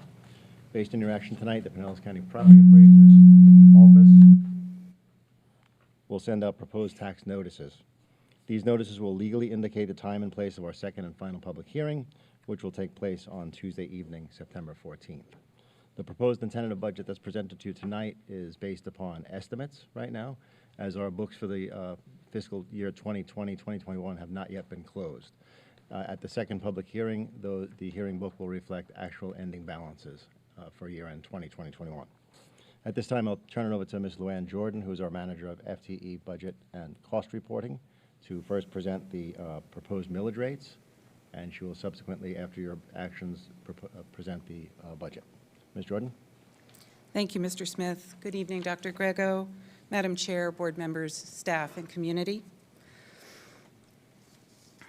Truth in millage, also referred to as TRIM, requires school districts to advertise their proposed budget and millage rates annually. The district's 2021-22 millage is comprised of the general operating millage, which includes the required local effort, discretionary, and local referendum. The Florida Department of Education determines the maximum state-required local effort millage rate that must be levied by the school board to generate its local share of funding for the district. The local referendum of 0.5 mils was initially approved by the voters in 2005, 2006, and was approved for the 5th time in 2020-21 for a 4-year period. The proposed millage also includes the 1.5 mils for capital outlay. A mill refers to the rate of property tax commonly paid on the assessed value of homes and business properties. A mill equates to $1 of taxes for every $1,000 of taxable property value. The rolled back millage rate is the millage rate that would generate the same amount of revenue as last year if applied to the current tax roll after adjusting for new construction. The 2021-22 proposed millage of 6.325 is higher than the rolled back rate by 4.08%. Pinellas County's gross property tax value of approximately $106 billion is an increase from last year's value by $6.6 billion or 6.7%. The proposed millage rate for the 2021-22 year of 6.325 represents an overall decrease of 1.59% when compared to the 2021 total millage rate of 6.427. The required local effort millage has decreased by 2.77%. The property tax revenue comparison reflects an increase in revenue of $30.6 million over last year's proceeds. This is the result of the increase in our property tax value. The required local effort proceeds are increasing by about $13.1 million. The proposed discretionary millage will generate about $4.8 million more, and the referendum will yield an additional $3.2 million. Capital outlay millage will generate $9.6 million more than last year. Under the proposed rate, the owner of a $200,000 home, after the deduction of the $25,000 homestead exemption, would pay $1,106.88. This averages out to $3.03 per day. The taxable value of property in Pinellas County reflects an increase on average of 6.7% for the year. The Florida legislature has set our required local effort, also referred to as RLE, to 3.577, which is a decrease from the prior year's RLE of 3.679. As a result, some homeowners may experience an increase in their school taxes as demonstrated here as a result of an increase in property value and not an increase to our levied millage rate. The RLE is an appropriated amount set by the Florida Department of Education. The school board must levy this amount in order to receive state funding. It's used for the day-to-day operations, such as school staff and utilities. The discretionary millage is used for general operations of the district and to meet additional costs due to inflation. Local referendum funds are used to recruit and retain quality teachers, preserve reading, art, music programs, and provide up-to-date textbooks and technology. The capital outlay millage is the district's primary funding source for maintenance, renovations, new construction, and equipment as advertised on July 25th. At this time, I'll turn the meeting back to the board chair to allow for public comment and for the motions necessary to adopt the millage rates. Thank you. Mrs. Christie, do we have any speakers to address the millage in support of the budget? Board members and Dr. Grego, we have no speakers for item 5. All righty, thank you. Then I will entertain a motion to approve the tentative discretionary local effort millage. Do we have a motion? All right, Mrs. Long? Mrs. Long indicated first. Would you be comfortable seconding? Okay, good. So Mrs. Long made the motion with a second from Mrs. Kane. Go for it, please. What's your motion? Approval of tentative discretionary local effort millage. I move that the board approve the levying of a tentative discretionary local effort millage of 0.748 mils as part of the total millage to be certified to the public appraiser and Florida Department of Revenue. All right, we have a motion and a second. Is there any discussion? All right, we have a motion and a second to approve the tentative discretionary local millage at 0.748 mils. All in favor say aye. Aye. Opposed say no, and it passes unanimously. Thank you. I'll now entertain a motion to adopt the total millage rates. Dr. Carr? Do we have a second?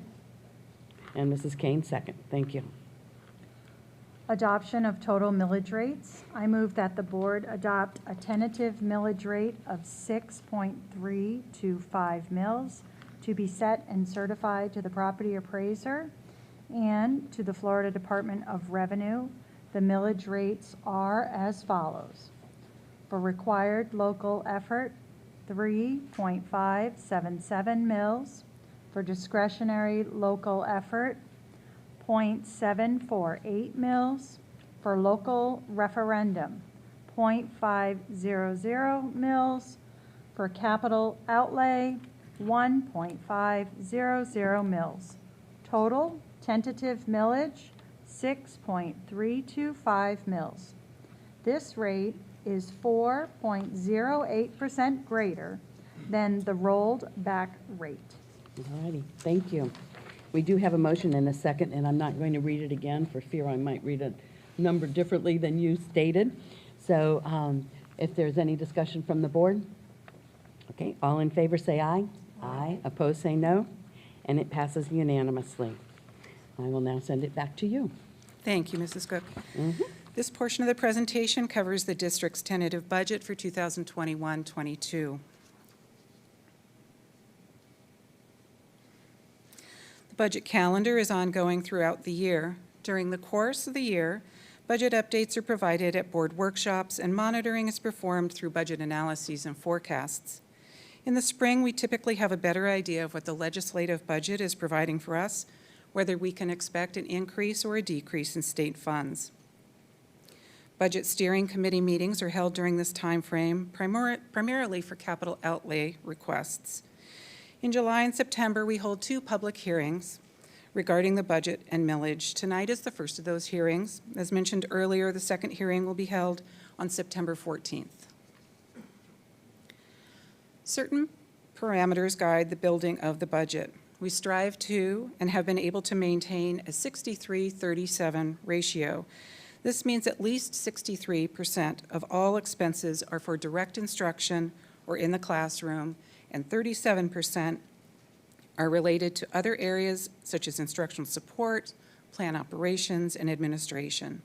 In short, at least 2/3 of all funding goes toward expenditures in the classroom. We're required by statute to maintain a minimum 3% contingency, while district policy states we are to maintain a minimum 5% contingency. This budget projects our contingency to be approximately 7% at the end of the 2021-22 fiscal year. We also budget so as to support our core curriculum and strategic directions. The majority of our budget is in our general fund. This year it's proposed to be approximately $964 million. The second largest funding source is capital outlay at $397 million. The district's self-insured health fund is anticipated to be approximately $169 million and represents the district's third largest fund. The total proposed budget for all funds this year is approximately $1.6 billion. Looking at the budget summary for all revenue sources, you see that about 60% of the total budget comes from the general fund. Capital outlay accounts for almost 25%. The combined total of these two funds comprises approximately 85% of our entire budget. The new year brings several legislative changes. The base student allocation, or BSA, increased to $4,372.91. This is an increase of $53.42, or 1.24% over last year's BSA. Statewide, funding decreased by $103 million, or by $16.7 million to Pinellas, due to decreased student enrollments during the pandemic. A reserve of $464 million for returning students has been put in place at the state level. Changes in the Florida retirement system contribution rate are projected to increase district expenditures by about $4 million. Total operating fund resources are anticipated to be approximately $964 million. Of that, about $510 million comes from local sources, which include the half-mil referendum. $333 million come from state resources. The Florida Education Finance Program, or FEFP, is the general fund's primary funding source. The FEFP funding formula utilizes a combination of state and local resources to fund education. Looking at the operating revenue budget graphically, you'll note that local sources represent about 53% of the total operating budget, and state sources account for nearly 35%. The remaining 12% comes from transfers and fund balance. The operating budget is used to fund the day-to-day operating expenditures of the district. It pays for salaries and benefits, supplies and materials, textbooks, student transportation, utilities, maintenance, and repairs. Viewing the distribution of our operating budget by object, there's little change from previous years. About 62% of our budget is spent on salaries and 21% on benefits. In total, 83% of our operating budget goes towards staffing. Capital outlay funds include revenue from both state and local sources. This fund reflects the revenue and expenditures for construction and renovation of school buildings and grounds. The majority of these funds are generated by the local capital improvement millage, which is set by law and limited to 1.5 mils. No PICO funds are expected this year for traditional district schools. Additional funds have been provided through Certificate of Participation, or COPS bonds. The lease purchase financing of capital improvements through the issuance of COPS bonds is a technique frequently utilized by Florida school districts to finance school facilities. An updated 5-year capital outlay plan and facilities work program will be brought to the board at the September 14th board meeting. Changes will include the addition of the 2025-26 year. Our proposed capital outlay budget is approximately $397 million. This budget reflects $163 million in new revenue and $299 million in proposed appropriations. The special revenue budget is comprised of two major categories of federal funds: contracted programs and food service. The total contracted programs budget is approximately $14 million. This budget starts the year off low and builds as the year goes on, as we don't recognize the revenue until it is available to us. Included in this category are the Elementary and Secondary School Emergency Relief Act and the Coronavirus Aid, Relief, and Economic Security Act grants. These grants are also referred to as ESSER and CARES. Food service is a self-sustaining fund as it receives no financial support from the operating fund. Federal reimbursements and local collections are the primary revenue sources. The proposed food service budget is approximately $51 million. The debt service fund is used to account for the payment of general long-term debt principal and interest. This $7 million budget represents the debt service for COPS bonds issued by the district. previous debt associated with the State Board of Education bonds issued by the state of Florida on the district's behalf in February of 2000 were fully satisfied in 2020-21. The proposed self-insured workers' compensation and liability budget of $5 million accounts for the premium revenue and expenditures associated with the district's self-insured workers' compensation and liability insurance programs. The self-insured health fund accounts for the district's premium revenue and claim expenditures with a budget of approximately $169 million. The proposed budget and all supporting documents are on file in the Office of Budget and Resource Allocation. This information can also be found online. At this point, I'll turn the meeting back to the board chair to allow for public comment and the motions necessary to adopt the tentative budget. Thank you. Thank you very much. All right, Mrs. Christie, are there any speakers for this portion of the budget hearing? Madam Chair, there are no speakers for item 6. All right, good, thank you very much. So we will look at the motions now that are necessary to adopt the tentative budget. Do we have a motion to approve the tentative budget? I move that the board approve the tentative 2021-22 budget As presented, all right. Do we have a second? All right, we have a second as well. So we have a motion and a second. Any discussion? All right, so we have a motion and a second for the board to approve the tentative 2021-22 budget as presented. All in favor say aye. Aye. Opposed say no. It passes unanimously. The next item that we have to address is the motion to establish the time, date, and place for the second public hearing.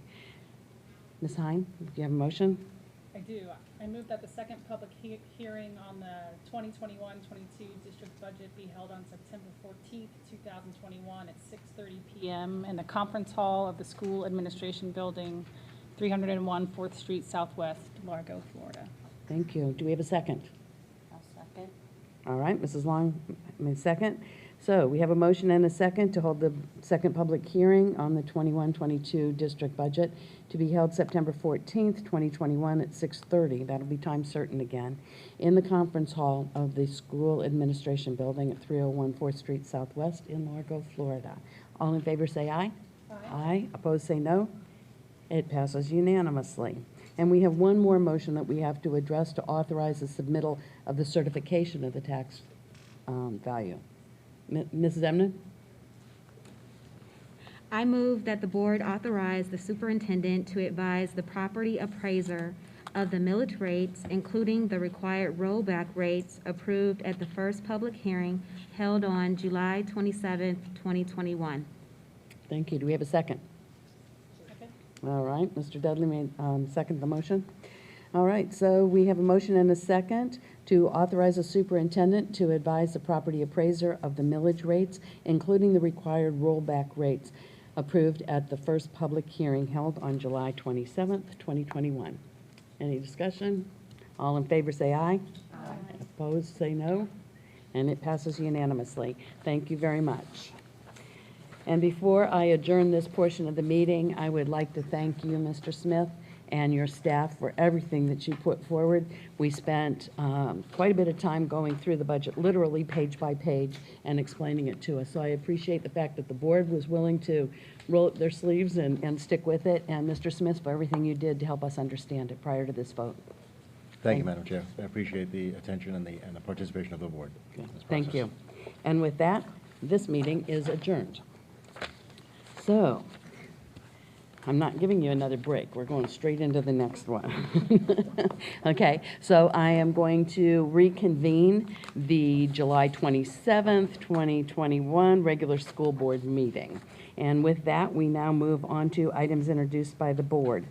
Mrs. Kane? All right, I'm on. Thank you so much. I appreciate this opportunity to speak to the board and also to kick off the 2021-22 school year. Thank you all so much. As you may have been advised through email, our legislative committee did have a meeting yesterday, and I just wanted to keep the board apprised of what was happening now and moving forward. We discussed our platform from last year. We also made some dates moving forward for different items that need to be approved by the board. But given that we do not have a board meeting before the due date for the Florida Consortium, the Greater Florida Consortium of School Boards due date for our submission, I wanted to go over that this evening. We are putting together the rest of the platform for board approval, I believe it was August 24th, I believe. So at the next school board meeting, we'll be bringing forth our proposal for the board, not only for our Pinellas County legislative platform, but for the platform for the Florida School Board Association as well. We had a number of items that we wanted to submit to the state for the Florida School Board Association, but for those who are unfamiliar, the Greater Florida Consortium of School Boards includes only those school boards on the coastal areas of Florida. We, upon looking at our platform, not only from last year, but also moving forward, we came to the conclusion that there was one item that we would like to move forward for the consortium. Going to pull that up for you now. And that was on school safety and wellness. This was on our platform last year, and I do believe the year before, but we wanted to bring it forth as a consortium item.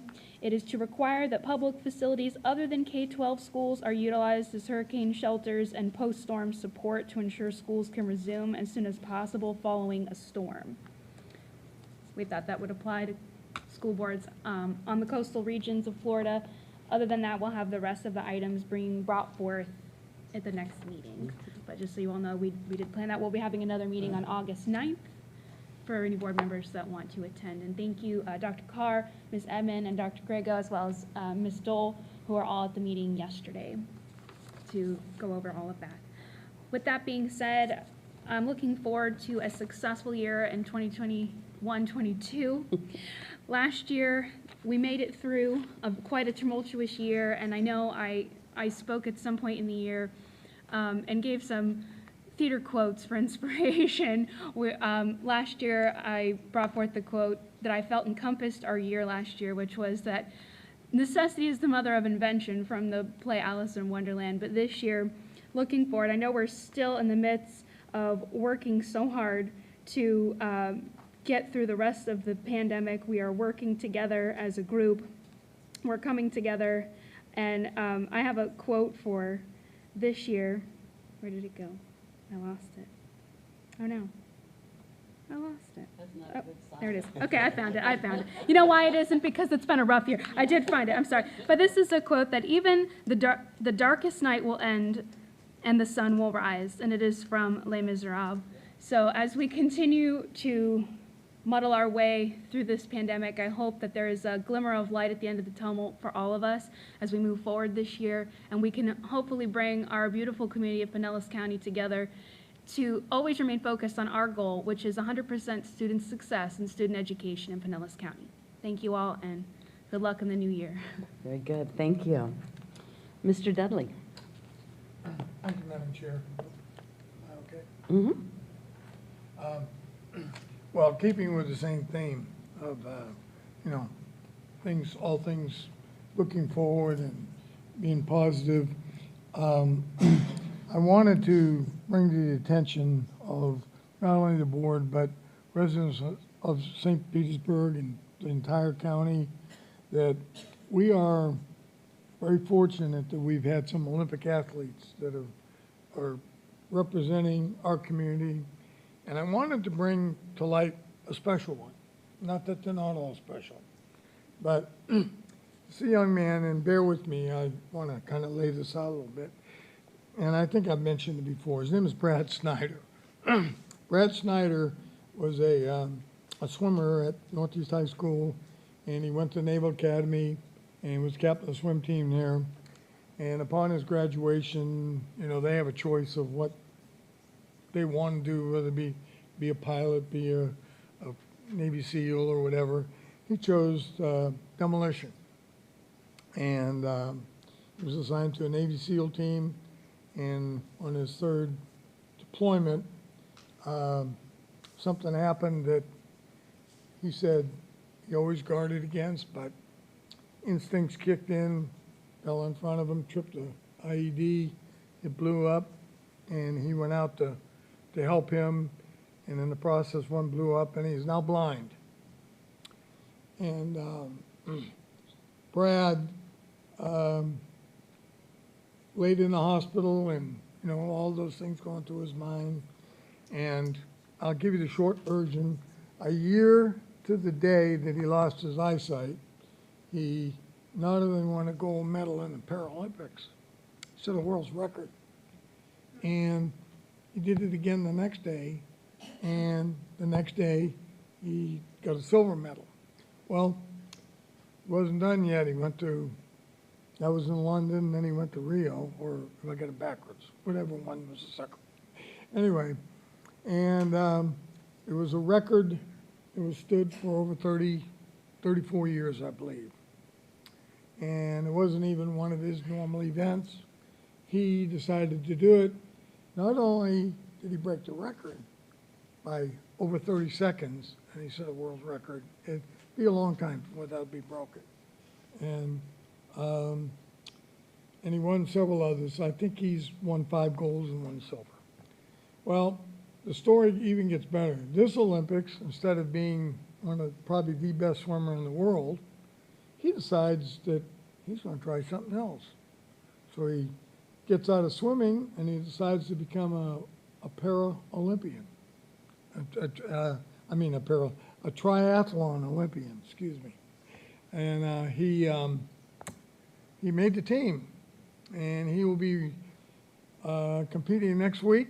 And if you know anything about the Paralympics, it usually occurs after the regular Olympics the following week. And I would strongly suggest that you turn him on and look. Guy is absolutely, in coaching we call him an animal. He is just, he's a beast. And just as nice a guy as you ever want, but he never let his disability define him. And unfortunately lost his service dog during the year, and he's got a new dog, but it's kind of interesting to see how it works. Running a triathlon and blind. They swim, they bike, and they run. So he has somebody that goes with him to do that. But don't be surprised if he doesn't set the world record on that too. So anyway, I just wanted to bring that up. He's a great role model. If you ever need a good public speaker, I know when he's got a great sense of humor, and I remember when we inducted him into our school Hall of Fame, and we have a lady in the back that holds up a card and tells you how much time you have. We give him 5 minutes. He stood up there and he says, "I know you're holding up a card, but I can't see it." Anyway, he's got a great sense of humor, and he's a great guy. And so a little cheer. If you saw the Olympics last night, you saw that little community in Alaska, that whole high school met in a gymnasium for that young lady, a 17-year-old that won a gold medal. And I think we can do the same for Brad Snyder. Thank you. Thank you. All right, Dr. Carr. Thank you, and thank you for that optimistic and positive story, Coach. Lisa, I appreciate your, Mrs. Kane, I appreciate your shepherding us through that meeting, and I'm grateful for Mrs. Dull coordinating the efforts in our legislative work group. In addition to that, I'd like to express gratitude to our district wellness. I know we heard about our student mental health plan, but also to our district wellness team. They really have been very engaged and active with our staff and even here in the building, ensuring that folks were getting their mammograms and skin cancer screenings, and taking the time during the summer to reach out to folks. And I appreciate them doing that. That department is so engaged at this time with all the hiring, and I'm grateful to that entire wellness team for their work and the rollout of Limeade. I've got my water bottle right here, so thank you to that, and I see Ms. Texel in the back. If you can communicate that to your team, our gratitude. I'd also like to acknowledge a great group of students who participated in a discussion I was able to take part in this afternoon, one of our very own students who's interning under St. Petersburg Deputy Mayor, to find out what things will look like for next year and to share how this past year went with them. So it's always an incredible opportunity to hear from our students and to listen to their concerns and see how things went for them. So I just am appreciative of them, and I hope that with our new area superintendents, I'm not sure who's going to be facilitating the Students' Rights and Responsibility Group that I see Dr. Gonzalez back there, who the input that we get from those students monthly, each of us, is something that really informs our decision making, and I'm looking forward to having those back up and running again. Again, Dr. Grego, thank you for the inspiring welcome back that took place at St. Petersburg High School, and to you, Mr. Herbeck, for taking us on the tour. During the earlier parts of the construction, I had the opportunity to get up there in the bell tower, and this time seeing the archive room. And I walked into one of the classrooms next to it with the crown molding being refurbished and the attention to preservation that took place in that high school. And as a former teacher, I would have loved to have spent the day in that room teaching, and I hope others will enjoy the opportunity to teach and learn there as that construction hopefully finishes in time for us to, at least those key pieces in the courtyard. Additionally, I'd like to make note that there were several items within the consent agenda regarding some of our grant applications and the amount of work and attention to careful detail that went into place there. I know our federal grants, our IDEA and Title III elements were all, plans were in there. There were a number of plans, and Ms. Matway, I know your team has worked long hours. A lot of folks think that we don't work in the summer or there's some sort of break in the summer, but in fact, I think folks work extra time in the summer to ensure that things get off to a great start, particularly in this building. And of course, this year with Summer Bridge, at all of our school sites, we're incredibly engaged. And then lastly, I'd like to acknowledge the number of emails we received with concerns. I know that you write to the board office or you write to us individually with your concerns regarding the protocols going forward into the next year. And I know Dr. Grego acknowledged that and the importance of us continuing to work with our medical experts and our medical team. I just want you to know that we receive your feedback and we are hearing your emails and reading your emails, and we'll continue to monitor the conditions in our county. Thank you. All right, thank you. All right, Ms. Hine, and then you. Thank you. So a little over a week ago, I think it was, or maybe it was last week at Pinellas Park High School, was the Embrace Pinellas, which was any new teachers coming through Pinellas County go through this, several-day training called Embrace Pinellas, and I had the opportunity to be there for the welcome pieces, and I just wanted to share. It was so inspiring. It was wonderful to be in this room full of new teachers, people who are choosing this profession.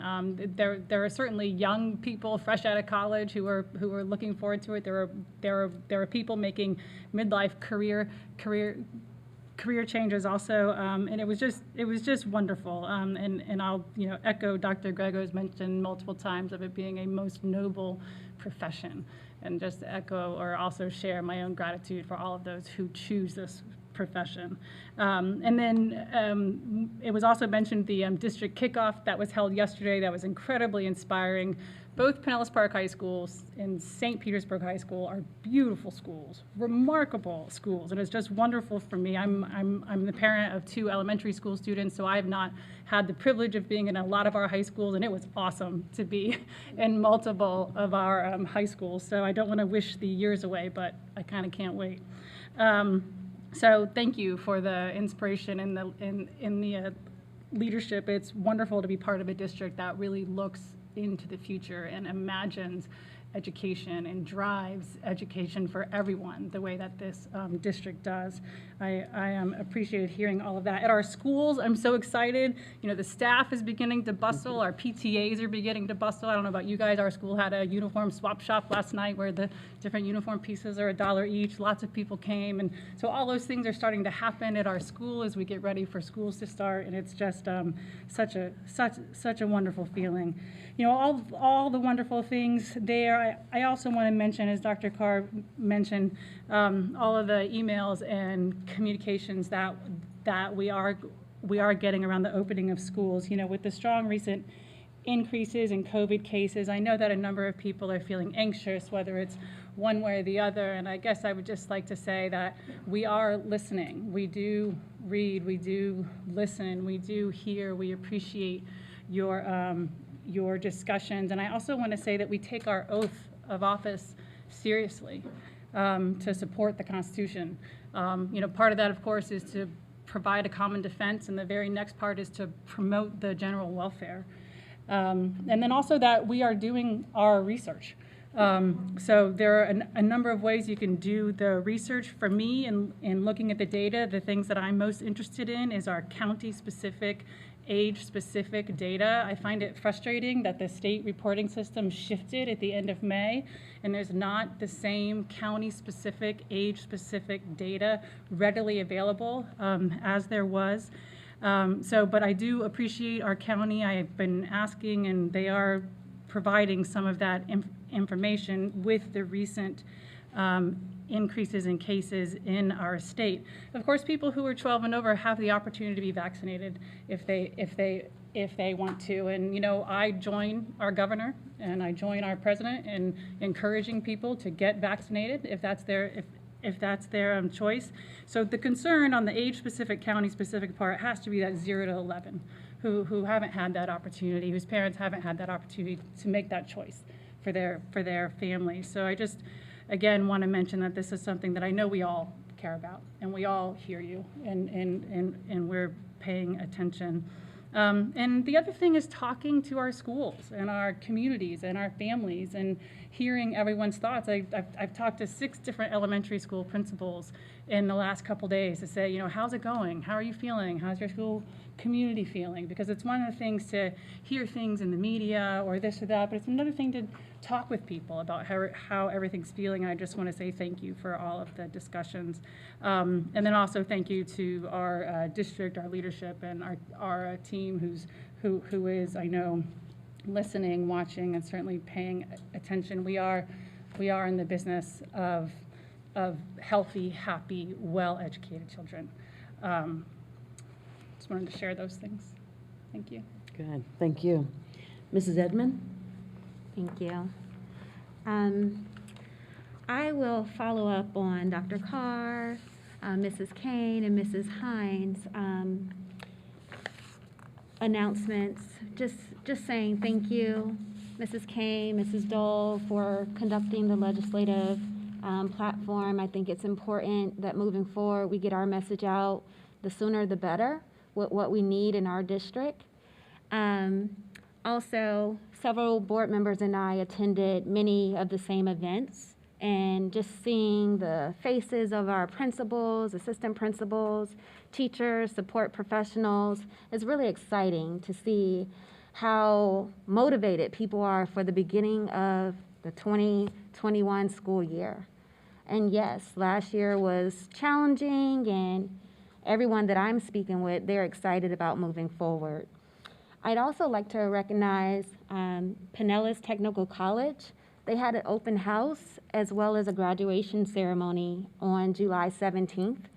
And just seeing and hearing from the students that graduated, it's heartwarming. You know, we have great careers and great opportunities for students to learn in Pinellas County, and Pinellas Technical College is a great asset to the community, and I wish and hope that more people take a look at what they have to offer. Also, last weekend was the VPK registration event. I like to thank Mr. Feeney, Mrs. Ramsdale, as well as all district staff that helped out with that, and the Early Learning Coalition. Just in talking with the parents, who heard word of mouth, saw it on social media, or got a flyer from their church. It shows that when we go out into the community and meet people where they are and have those resources readily available, we are able to support them better. So I hope that we are able to continue more on-the-ground efforts, collaborating with organizations to increase VPK registration throughout the district. And then I want to talk about the Let's Talk virtual public comment. That is available on the school board website. So if you select that, you're able to have your public comments added to the minutes of our meeting. And it wasn't on the website for quite some time, but now it's back on. So I just want you all to know that that's available if you'd like to submit something for public record. Thank you. Anything else? That's it? Okay. All right. All right, go ahead. I just want to say to the administrators, the teachers, the support staff, everyone that's involved with children, take a deep breath. This year's going to be better. I think you will be able to be calmer. I know it was a rough year last year. I saw it at home with my husband, and he did Summer Bridge, and he is so excited about a new school year because of the things that his administrator has been talking about. So it's going to be a better year, and we're here to support you. Thank you for everything you do. You know, you're not just administrators, teachers, support staff. You hold and build these children up, and you do a wonderful job at it. Sometimes you don't get enough credit, but from the bottom of my heart, thank you. All right. Now, Mrs. Long, I think you took the words out of my mouth. But as you can tell, there was a lot going on this summer, and we just hit on the highlights. So I want to thank everyone who was working this summer. Summer Bridge was very, very successful and amazing, and an awesome experience for the students. And rather than going over each one of the items and dragging this out any longer than have to, I'm just going to say, let's look forward to a wonderful school year. We welcomed the administrators back yesterday, and now on Monday we will be welcoming back all of the teachers and staff at each of the schools. And so we want to say welcome back. We're excited to be starting a new year, and thank you for everything that you do. And then we have, like a week later, 10 days later or whatever, the students come back. So students, be on your best behavior, give it everything you've got, and make every day count. So thank you very much. All right, with that, Dr. Corbett, are there items that we have as board requests? Yes, Madam Chair, I have two. First, we have a potential workshop topic to have a discussion about better defining the role and responsibility of administrators, especially as it comes to how they would involve law enforcement. Okay. And the second one is we will conduct 2 community meetings per year to give a status report and solicit input on our law enforcement MOU that we discussed tonight. All right, good, thank you. All right, I will adjourn this portion of the meeting. We will have our public participation, and then, as always, we will do our board evaluation following that time. Okay, so with that, this meeting is adjourned. Thank you very much. All right, Ms. Christie, do we have speakers for public participation? Yes, ma'am. School board members and Dr. Grego, we have 22 speakers tonight for general public comments. And our first speaker tonight is Brad DeCourt. All right.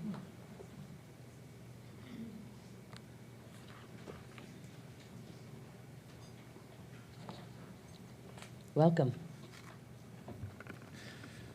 Okay, good evening, Madam Chair, members of the school board, and Dr. Grego and staff. My name is Brad DeCourty, and my pronouns are he, his, and him. I have been teaching at Tarpon Springs Middle School for the past 21 years, and in all those years, I have never worried about going back to school until last year. Returning to school last year was a very difficult decision. I had many discussions with my sons, who had lost their mother only 2 years earlier, and with that on their minds and their concern for me and my health, they suggested that I either take a leave or retire. which would have been a huge financial hardship for me and my family. Luckily, I was one of the staff members classified as Category 1, which allowed certain protections because of medical conditions. Without the safety measures put in place last year, I would not have come back. As we return to school next week, safety measures continue to be a major concern to me. But it is not only my health and safety that I worry about, but the health and safety of my students, my fellow teachers, our staff, administrators, as well as our family members when we go home. Positivity rates for COVID are on the rise, and Florida accounts for 20% of all new cases in this country. When the CDC came out a few weeks ago and said that if you were vaccinated, you didn't need to wear a mask indoors, they were relying on the honor system. However, there was lack of a system to monitor vaccine status among students, teachers, and staff. Just go to a Publix or a Target or any other store, and you know that the honor system does not work.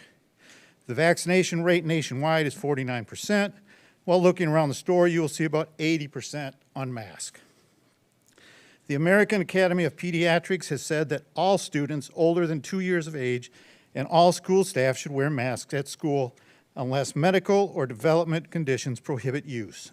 And just this afternoon, the CDC revised their recommendation and they said that everyone, even fully vaccinated individuals in K through 12 schools, wear masks when indoors. This is the science that we should be following. Politics should not be what determines our course of action, and because of this recent revision of the CDC, by the CDC, it would be not only reasonable, but I feel necessary to revisit our district safety measures, including wearing masks, as being an option. Do I like my mask? No. Will I wear it? Yes. Okay, that's the science, not politics. Thank you. Now, remember the things that I said when I was reading about the public participation? No audible approval or disagreement, please. We're going to be civilized. All right, our next speaker. Our next speaker is Renee Chia.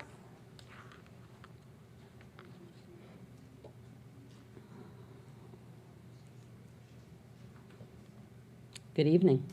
Good evening.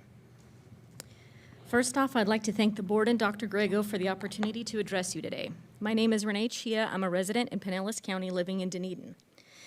What brought me here today is the need to address comments that were brought up in the public comment period of the June 22nd meeting by Brant Robinson.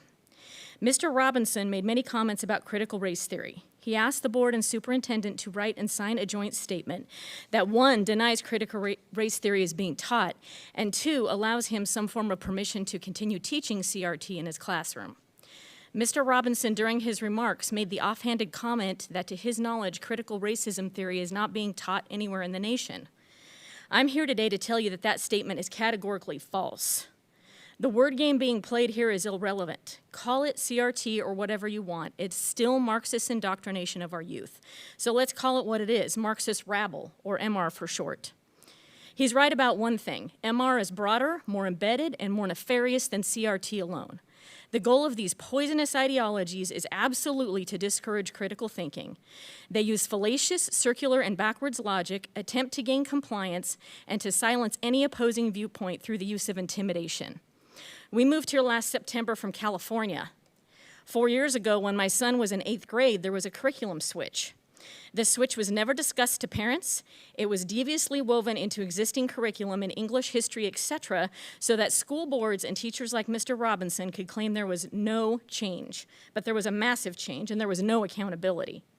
I thank the state of Florida and Governor DeSantis for providing an avenue to accountability for the parents. To any parents present or watching, pay attention. Pay attention to this board, pay attention to what the teachers are actually teaching your children. If they're using words such as equity, social justice, restorative practice, or using phrases such as examine deeply the history of this country, or starting 8th grade English class with all white males, raise your hand. The Second Amendment was written so that white men could have guns. If your child is being taught in English class the BLM national anthem and chant and being told rioting is virtuous, your child is being taught MR. If your child is being taught about transgenderism and sex education and being shown how to properly put on a condom with the use of an anatomically correct dildo instead of a banana, your child is being taught MR. The worship and teaching of perceived reality has no place in public school. I urge you to deny perceived reality and replace it with actual reality. It's shameful to be an adult and stand in support of twisting young minds and teaching children to hate themselves, each other, and their country. I caution all of you and the parents out there, based on what I've seen and heard here, MR is already being taught in your child's classroom in Pinellas. I encourage you not to sign any joint statement supporting inaccurate facts and divisive rhetoric, and instead focus on teaching children the objective truth and providing them the tools they need for life success. Thank you. All right. Okay, if this continues, I will ask you to leave. I've asked you now twice not to make any auditory agreement or disagreement with the speakers, please. All right? Our next speaker is Lee Bryant.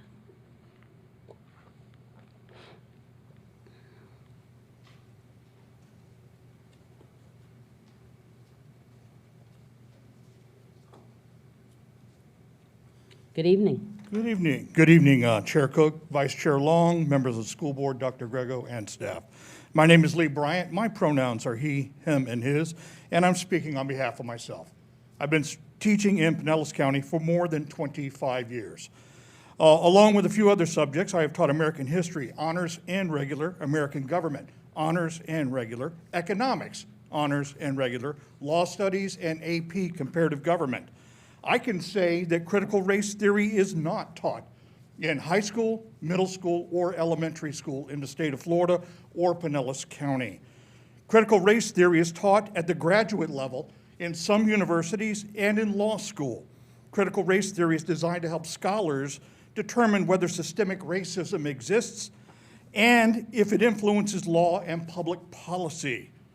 Unfortunately, some culture warriors are now labeling any discussion of race, racism, or discrimination as CRT in an attempt to make it toxic. They're here to bully teachers to stop us from teaching accurate history. They would have us downplay or ignore things like the real pain of slavery and the Jim Crow laws, the genocide and forced removals and massacres of First Nation peoples, the discriminations against women, Jews, Irish, Italians, Poles, Greeks, Hispanic, Middle Eastern Americans, and Asian Americans. In Texas, these culture warriors are even removing Dr. King's I Have a Dream speech from the school curriculum. We cannot look at the feel-good stories of history. We need to look at accurate history, the good, the bad, the ugly, or we cannot grow as a nation and its people. Again, racism, critical race theory is taught in law schools and in some universities, not in the elementary, middle, or high schools of Florida. We are trying to connect with our students using a different CRT, culturally relevant teaching, where we look at our classrooms and our methods and ourselves so that we can connect with our students in their worlds and perspectives. How do I, as a white, Southern, cisgendered male, middle-aged, Shadow Dancing by Andy Gibb was the #1 song when I was starting my senior year. How do I connect with students of all backgrounds and walk of life? I do it through introspection, hard work, looking at the biases of our schools, our classrooms, our curriculum, and ourselves so that we can reach all of our students. That is the real CRT in our classrooms. And I still have a dream. Thank you. Okay, our next speaker. Our next speaker is David Happy.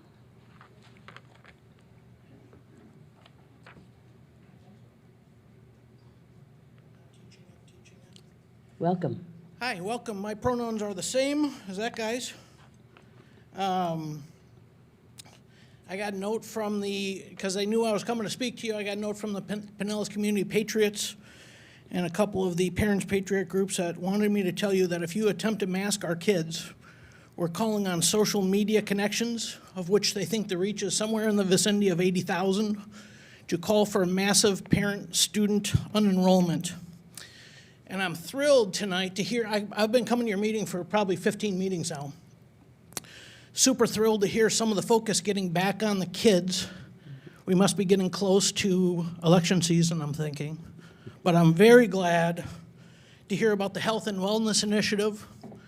There's a lot of parents out here that think that the union and the school board have contributed significantly to the largest negative impact on the students over this last year. So your vote to affirm the health and wellness is awesome, because we kind of have to fix what got broken here over the last year. I wanted to tell the people that weren't able to hear your workshop, because even though your workshops are captured on Zoom, you won't share those with the community. So what was covered in the last workshop that people need to understand, that's going to be coming up at the next workshop, and then probably voted on thereafter by our representatives, is a discussion that they want to have about limiting the total number of speakers that are able to speak. You actually successfully got rid of a couple tonight by the delay in the meeting, so well played. Limiting the amount of time people can speak, limit the topics we can speak on, and they want to talk at the next workshop that they're not going to broadcast to you all about the potential to even eliminate video footage of comments and portions of the meeting. So that's what's coming up at the next workshop. We'll get some video of the next workshop. We'll then watch the next meeting after this one where they may be voting on these issues, but as a community, we need to be aware of what our representatives are doing. The other thing is, I heard a great podcast called the Pirate Podcast, and it was talking about critical race theory in Pinellas County schools. Critical race theory, to those of you that are watching this, is in Pinellas County schools. There was training this summer on culturally relevant teaching in Pinellas County schools.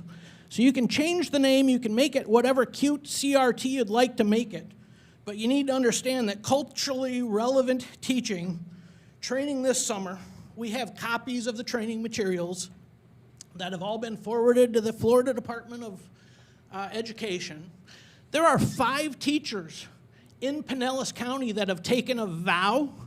So critical race theory is not being taught in Pinellas County, right? Track with me here. There's 5 teachers. Thank you.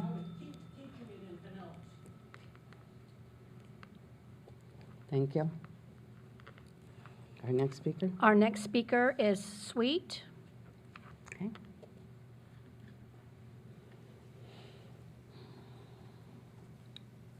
Good evening. Oh, this thing sucks.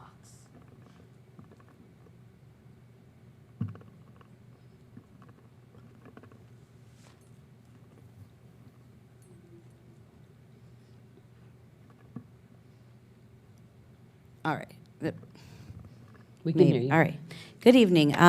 As Dave spoke, I couldn't help but see the confused looks on your faces. You know, we're not dumb. When Common Core went away because it got called Bright Futures for the Sunshine State, we knew it was Common Core.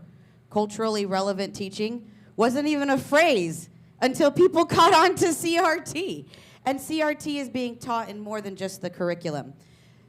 Caprice, I remember your eyes when I was asking about the Maria Edmonds, and I asked if they were just looking for another brownie to hand that award to. I found the information out, and that was yes. If you're the only Mexican in the school in Pinellas, you get that Maria Edmonds Awards, regardless of whether or not your grades are good. I found this out. They give it around regardless. My son was touted around 2 days of his school as a smart Hispanic. He was judged by the color of his skin and not by his actual heritage.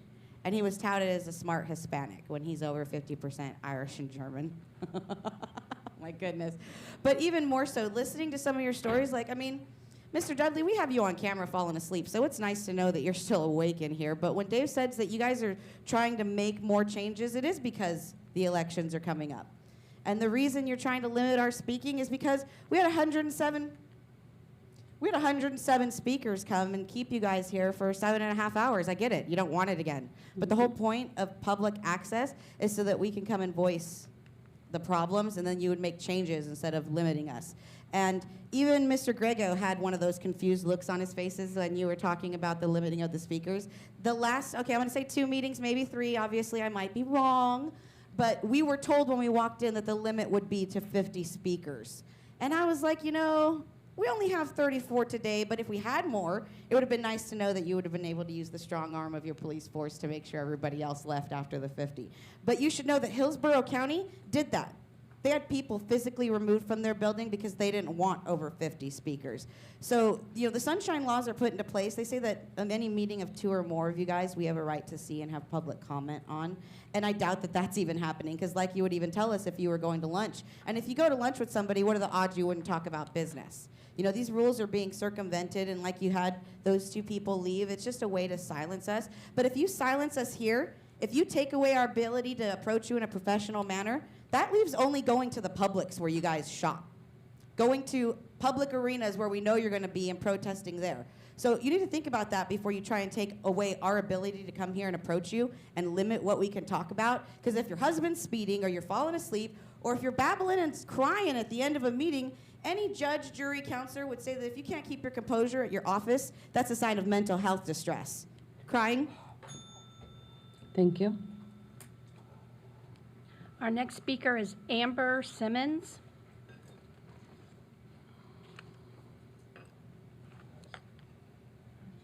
She's gone. Our next speaker is Nick Wright.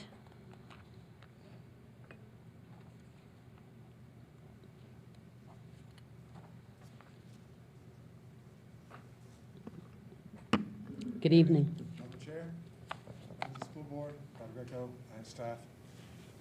I love coming here when I get a chance to come here. It's a comedic show sometimes.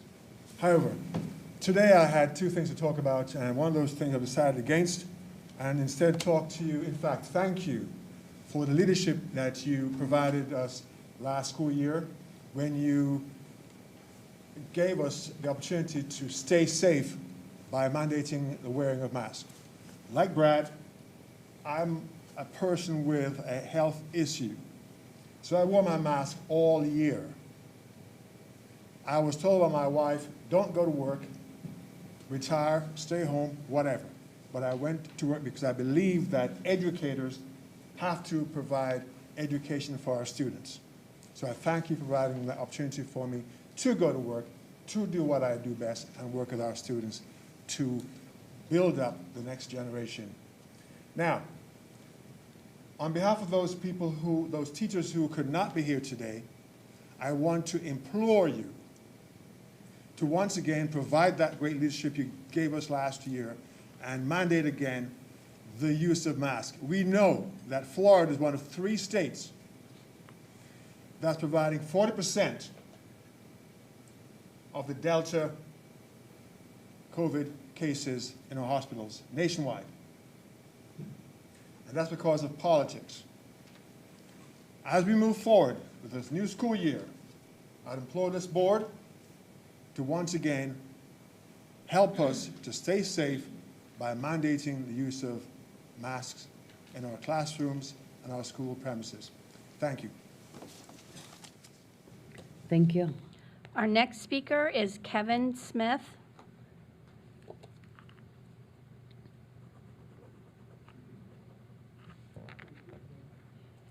Welcome. Good evening. I'll go ahead and I'll try. I'm going to quote a lot of different things, so a lot of this won't be my own words. First off, the president of the Florida Education Association, Andrew Spar, has stated, "The people to best make decisions as to what should happen in school districts are, in fact, the elected school boards, the teachers and staff, the health officials, and the community." What about the parents? All right. Let's see. John Hopkins study found 0 COVID deaths among healthy kids. I do not have a date on this. Google it. Let's see. From NPR, February 2021, child psychiatrists warn that pandemic may be driving up kids' suicide risks. CNBC. June 2021, suicide attempts among adolescent girls surged more than 50% during the pandemic, CDC says. Again, we keep quoting the CDC, so let's listen to everything the CDC says. I don't have the name on this one. February 2021, child suicides rising during lockdown. Hamilton. I don't have a date on this one. Number of youths in hospital after suicide attempt tripled over 4-month period under COVID-19. So First off, I want to say, do not require the masks of these children. If you want to wear one, wear one. Some are, some aren't. Everyone in here isn't dying. It's optional, all right? And according to all this, ABC, just today or yesterday, ABC Action News claims that the positivity rates are climbing, yet the FDA has announced that the CDC PCR test for COVID-19 has failed its full review. Emergency use authorization has been revoked in a Class 1 recall, the most serious type of recall. All measurements based on PCR testing should come to an end. Along with, if we do optional and everything like that, which has also been mandated by the governor to not, or has been ordered by the governor to not mandate masks on the kids, let's not segregate these kids. They're already having a hard enough time. So let's not make them feel any weirder or different about whatever choices or any decisions that they make in their lives or their parents make for them, okay? The vaccine is still under the emergency authorization use until 2023. Fact, it is available to anyone over, 12 or whatever now, at least adults who want it. They can go get it. You can go get it almost anywhere. It was in Walmart, Publix, Sam's. They're all advertising it. You can go get it. In a study of approximately 10 million Chinese individuals, there was no asymptomatic spread. Out of the deaths that have occurred, about 80% of those people are obese, and about 80% of them are vitamin D deficient. I got extra weight on me too, so I'm not excluded from this, okay? Fauci even admitted in 2020 in his private emails that the particles were too small for masks. Thank you. Our next speaker is Ginger Bringle.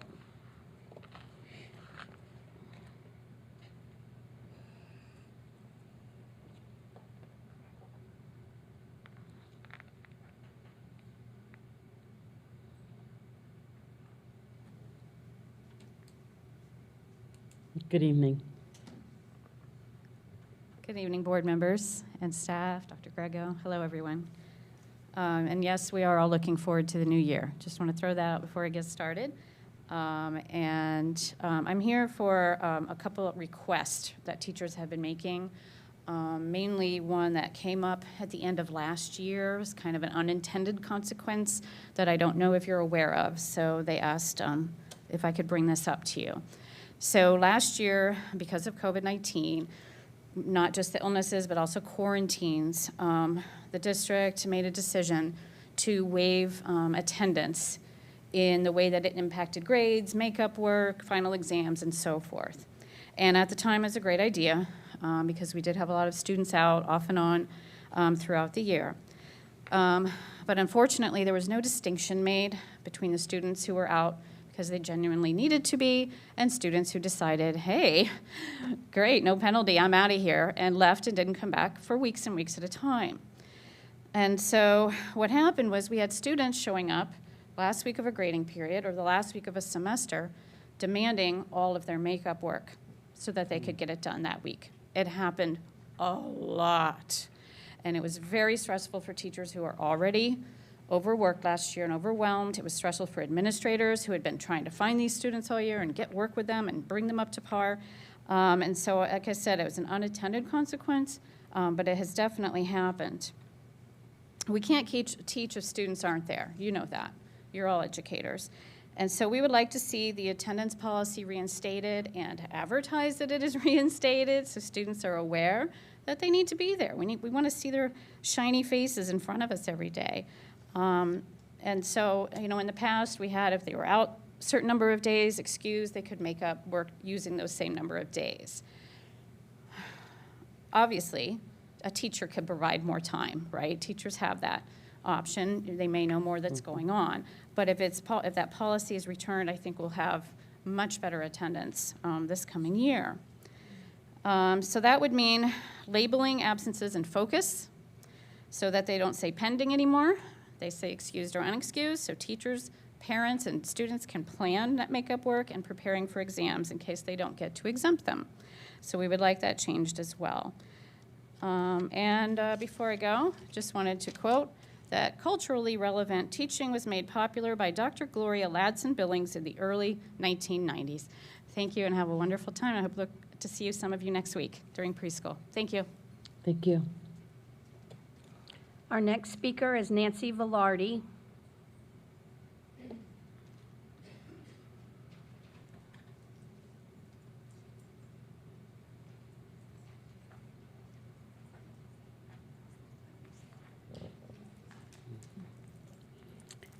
Good evening again. Hello there again. At the closing of the last school year, we were all eagerly anticipating a return to normalcy for this year. Unfortunately, it doesn't appear we're getting our wish all the way. It's no secret that the COVID numbers are rising drastically here in Pinellas and across the state. The positivity rate has jumped from less than 2% 2 weeks ago to a dizzying 14% over the past weekend, and now it's leveling off about at 12. The case numbers are climbing, the hospitalizations are climbing. Our own dramatic uptick for the summer session reflects that of our community. You can understand that this sudden change has caused some concern among your employees. During preschool, we have a district-wide training arranged as is traditional for PCS. This event seems to be an overwhelming concern. For many employees, considering they will not be among only those they work with, but at their individual sites. They're very uncomfortable mingling with so many different people from different sites while the numbers are escalating. We should provide virtual options for those who are most at risk and eliminate large crowded gatherings as much as possible. The Family's First COVID leave should be reinstated, as well as the special COVID sick leave bank for use by people who may become sick or who are asked to quarantine due to exposure. The Family First leave has been extended by our president until September 30th, and it will still provide the tax benefits to the employers who utilize it. We have total local control over the sick leave bank, and it should be made available at least for the first quarter or until our community COVID numbers come back down.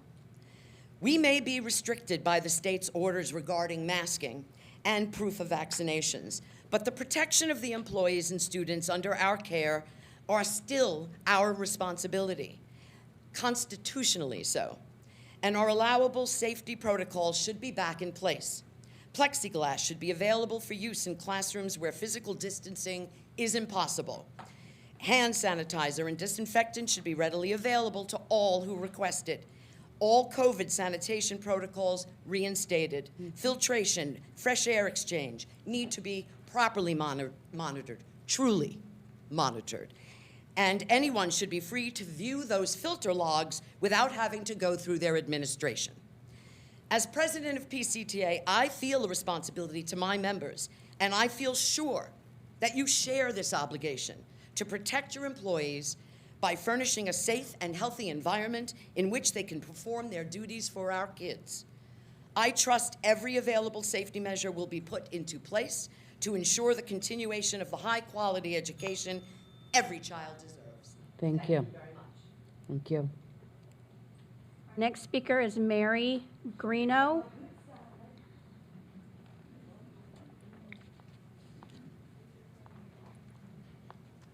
Good evening.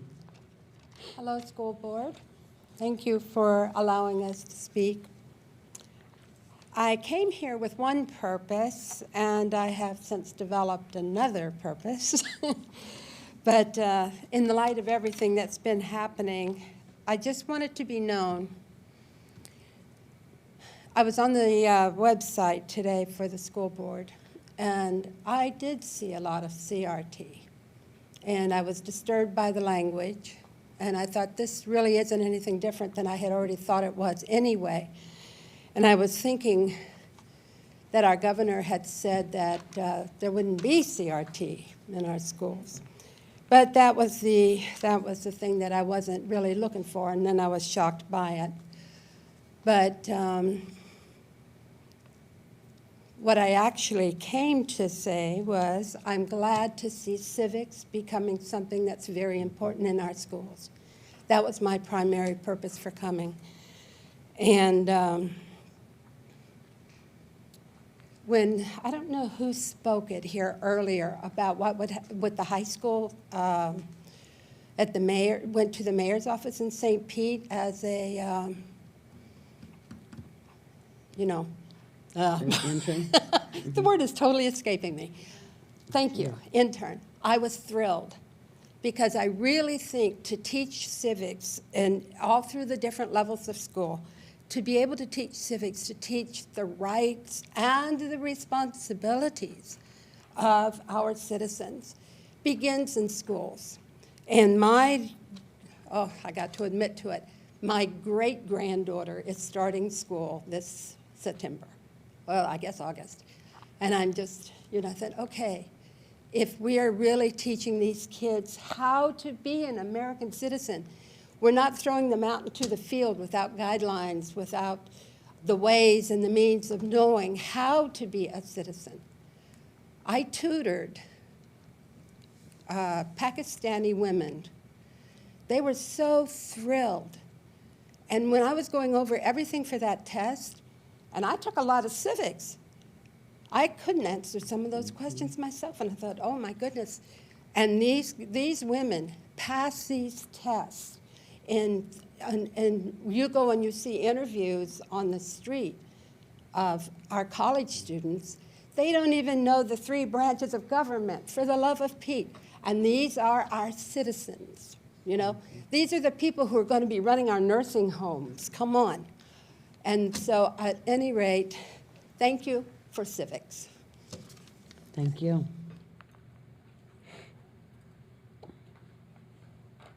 Our next speaker is Patrick Mugen.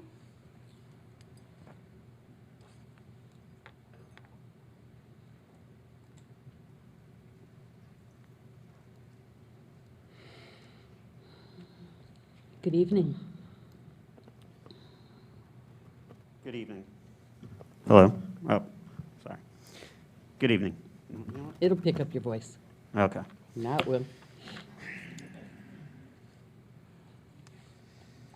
Like some of the other speakers and like the previous speaker, I came here to say one thing and feel like now I'm going to say another. Perhaps you remember me, and if not, you might remember the many times that you have said that I am a good teacher, that you have rewarded me for being a good teacher, that you have agreed that I'm a good teacher and continued to allow me to serve my community. Yesterday I got a phone call from Dr. Shedrick, my principal at Pinellas Park Middle School. And he called me to tell me that there's been a change in the schedule. I'm a history teacher. I teach U.S. history mainly. But this year I'm also going to be teaching civics. And I was delighted to find out that I was also going to be teaching civics. This is something that I have dreamed about doing for long before I was a teacher. I faced a lot of challenges growing up. I faced a lot of challenges in my young adulthood. I worked a lot of jobs. I got a lot of debt. I didn't go to college immediately. I struggled.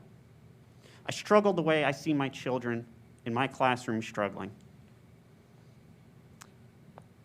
And my children in my classrooms struggle in ways that I could never understand for a variety of reasons.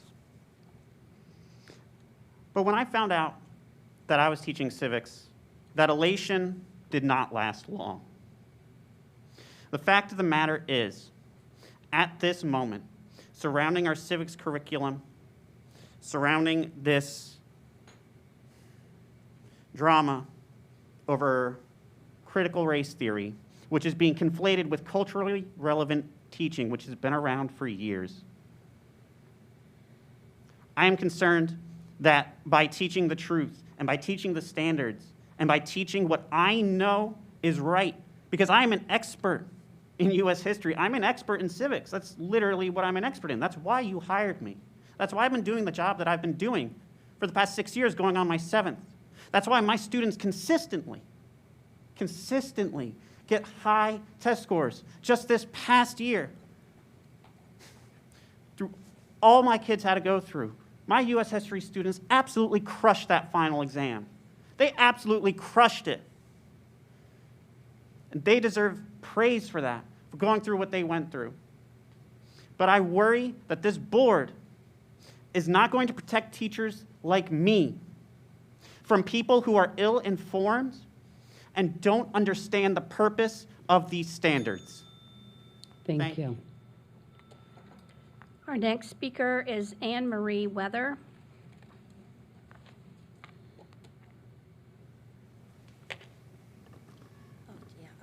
Can you hear me? No, Just, you can pull it down a little bit. And It's good not evening. very flexible. Yeah. Oh, There you okay. go. We got Great. it. Hello, Board, Dr. Grego, staff. Thank you for having us. So I had it all written what I was going to say, and then I sat here. So if it's a little disjointed, please forgive me. There's just more I had to add, and some I could take out. So I am the mother of a moving up middle schooler and an upper elementary school student in Pinellas County. I know and I now see that you are getting a lot of pressure from parents that are fearful, and I was hoping I wouldn't have to come again, but I'm glad I came.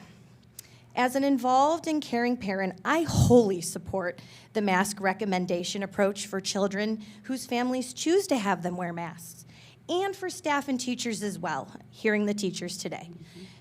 In fact, if that's what makes them more comfortable, then please, I really encourage people to do that. I do see that numbers have increased. No one is blind to that.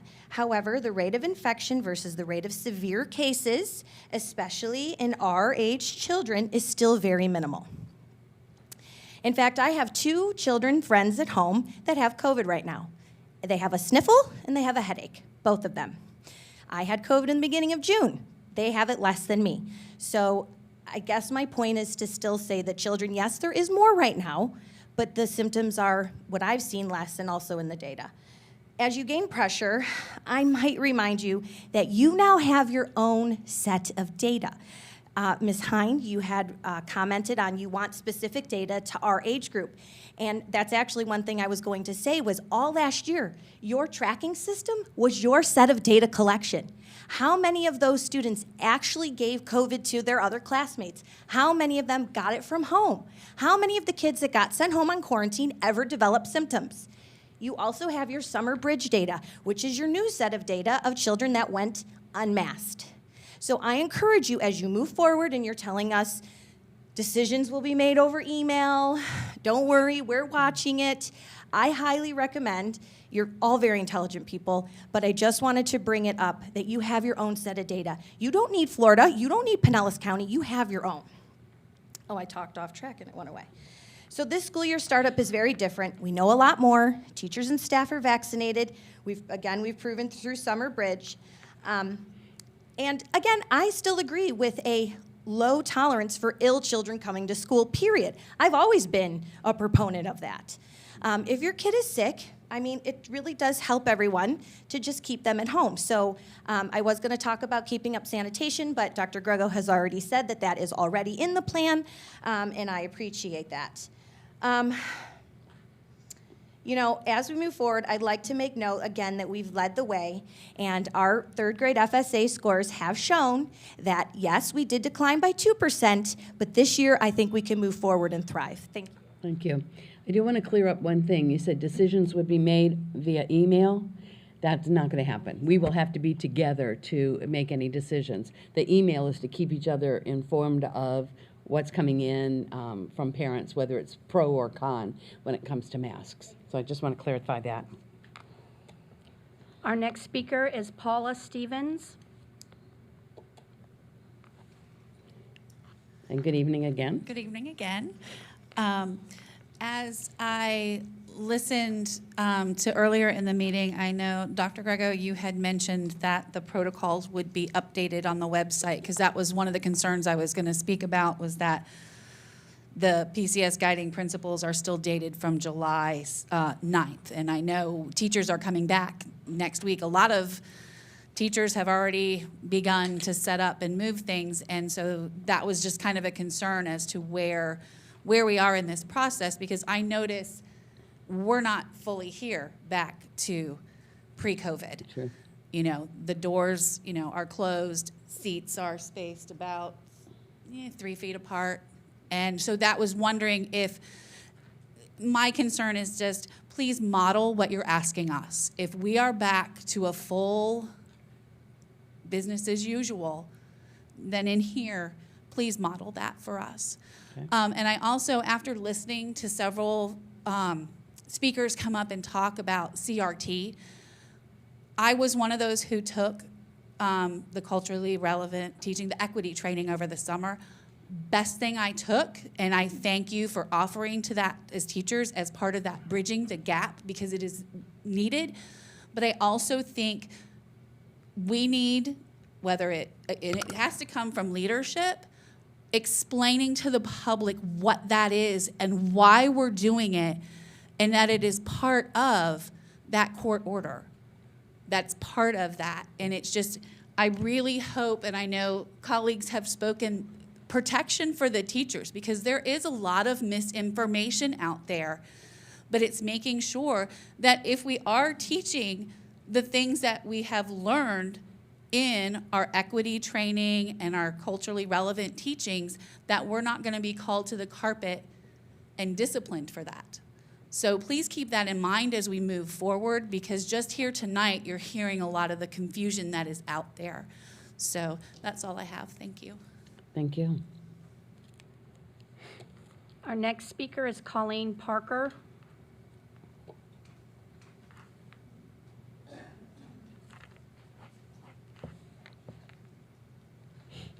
Good evening. Good evening. It's been a while since I've spoken to you. Last year, I was a Category 2 teacher. I was in the classroom for the entire year. I kept my mask on. I stayed in my cocoon. And my students were very conscientious.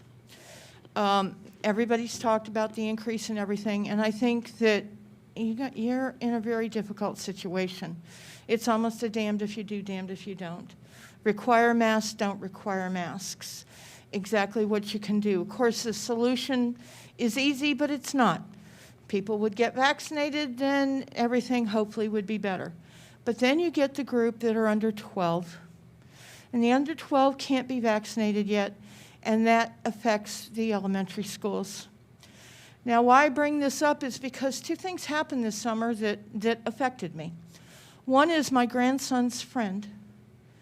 That friend's father died within the last month. That friend lived about a block and a half away from my daughter, and this father was 49 years old. He died at home of COVID. The thing that's more important, or more of an example that concerned me, is I have a friend whose grandson went to summer camp. He came back from summer camp, and through contact tracing, they told the parents, go get tested. And all three of them came back positive. They lost the smell, taste, and the dad ended up getting pneumonia, going in the hospital, and was almost on a ventilator. He caught it from his son, who caught it at summer camp. This is scary. How do we predict, how do we protect not just the staff, not just all the teachers and everyone who works for Pinellas County Schools and the students, but the students who catch it? And because the variant, the Delta variant that's out there, is so much more contagious. So you're in a real pickle, okay? How do you figure it out?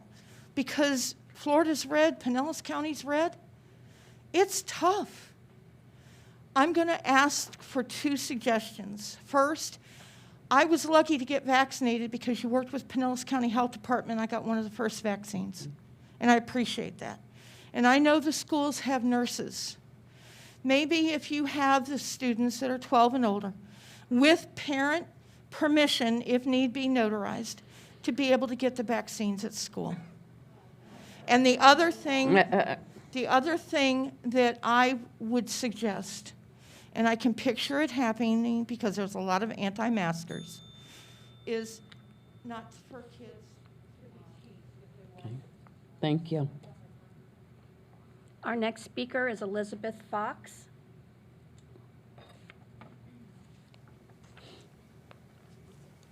Good evening. Good evening. Timing is everything, right? So I get to come up and maybe speak to some of the fears, right? There's been a lot of drama up here. Oh my God, you know, Ms. Velarde was very dramatic in her presentation to you all. Everybody's worried about the positivity numbers going up. Are we only testing people that are showing symptoms? Then they're likely that the positivity numbers would be going up as opposed to just testing everybody and their brother. I don't know the stories of these people that she shared. It's tragic that this man died, but I'm sure there's a little more to the story than just, you know, he got COVID and died at 49. He either didn't get the right treatment or he had some underlying condition. We have not seen children being vectors of this disease. The numbers are not out there. As was quoted earlier, Johns Hopkins did research. There was like one kid in the nation that died from COVID that didn't have some other totally serious disease, right? So I'd ask you to follow the numbers. Don't listen to the CDC because they don't even know what they want or what they think. It changes whatever way the wind's blowing, the CDC changes their recommendations. So you can't really follow the recommendations of an agency that can't be consistent, right? Actually look at some science, some real science. Take the drama out of it. By no means should we be giving vaccinations to children in school. No way, no how. That is the worst idea. These vaccines are not tested. There are no long-term studies for children. We don't know if they cause cancer, fertility issues, whatever. We don't even know that for the adults. But the adults can make their own informed, if they get the information, choice. Children cannot. And their parents should not be making, their parents can make that decision if they want to give them the vaccine, but I would venture that most parents that actually look at the science and the information will say, whoa, wait, my kids are not at risk. They aren't spreading the disease to everybody. They're not putting me at risk. I think I'm going to hold off. And I think you'd get a lot of pushback if you start giving vaccines in the school. I'll just tell you that right now. As far as the critical race theory, I have an idea. Why don't you open up that culturally relevant training to the parents? Let them see what you're teaching the teachers about culturally relevant teaching. I'm sure that I would love to see it. And I don't even have children in the school. I have grandchildren there, but I'd like to know what how the teachers are being taught to teach them. It's very interesting to me. That will get rid of some of that mystery or misinformation or whatever. So thank you for your time. Good. Thank you. Speaker is Karen Baldino. Good evening. Good evening. My name is Karen Baldino, and I am a kindergarten teacher at Skycrest Elementary. I'm here tonight to speak about my 2020-2021 school year. Was it easy or fun for my students and I to wear a mask all day? No, it was not. I needed to use a voice amplifier so my students could hear me. We did our best, and thank goodness we did, because at the end of February, my class was the first of our school to be quarantined due to a positive student case. Yes, I teach kindergarten. It was not the first student case, but the first class to be quarantined. I believe that there were no additional COVID cases from that particular thing because we were wearing our masks. I will tell you, while it is not easy or comfortable to wear masks at school, it is even more difficult to teach students while quarantined. Not all students had access to an iPad or a laptop. I lost count of how many texts that I sent to Guardian phones with links and lessons. I also received many texts with questions and concerns. Everyone, students, siblings, parents and grandparents worked to help keep all learning. Yes, it was hard, but with positive support and encouragement, our kindergarten class got through. With new cases and variants on the rise, we must be safe.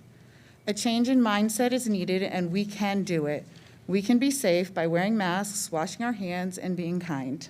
Thank you. Thank you. Our next speaker is Patrice Perry.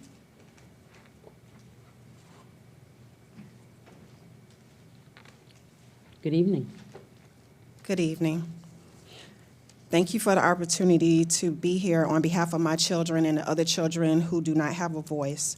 I thank you for your service to the great teachers, the great staff and administrators, and the children of Pinellas County. We all are a team. You have to recognize that if there were no families in the schools, there would be no need for school jobs, or there would be no school board. So we have to realize that we all are a team. Would you consider creating a detailed agreement between the school board and our families like you have with law enforcement when it comes to improving the disciplinary issues that occur in our public schools? Unfortunately, my son has dealt with staff and administrators in Pinellas County who have displayed bad behavior. One teacher snatched his phone out of his hand after yelling in his face and was not truthful when she told the story to administrators. They believed her and not us, and no action occurred against her. Another teacher would not diffuse a situation that he asked her to deal with when it came between him and another student. The other student initiated a fight between my son and the other student, and the fight occurred. Afterwards, he was called to the office by the principal and had to write up a statement without my knowledge. All I got was a voice message saying that he was suspended from school. The other student was allowed to go back to class, and unbeknownst to us, we really don't know what happened with the student. From what we were told, the other student was able to come back to school. I'm saddened to learn that the legal agreement was passed unanimously with so many gray areas of should. The school board and law enforcement may have discussed this subject matter for over a year, and the agreement may have gotten better, but it was without much community input, perhaps maybe by email, but not verbal or not in-person input. Our children deserve a black and white, not gray agreement that's not better, but the best you have to offer. Our kids deserve to be loved and respected and taught in an environment where teachers can be like second parents, like they were like I used to have when I was growing up. Thank you. Thank you. Our next speaker is Janet Cunningham.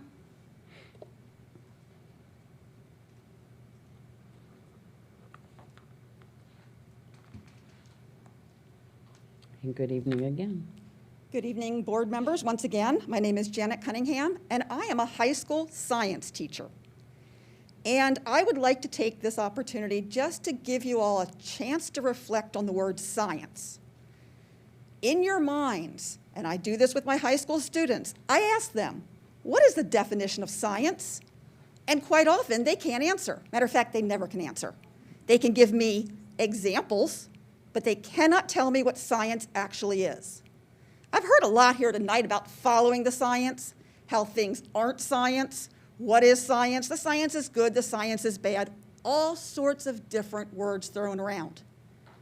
But I doubt, even with teachers in here, unless they're a science teacher, they can define what science is. That's a homework assignment.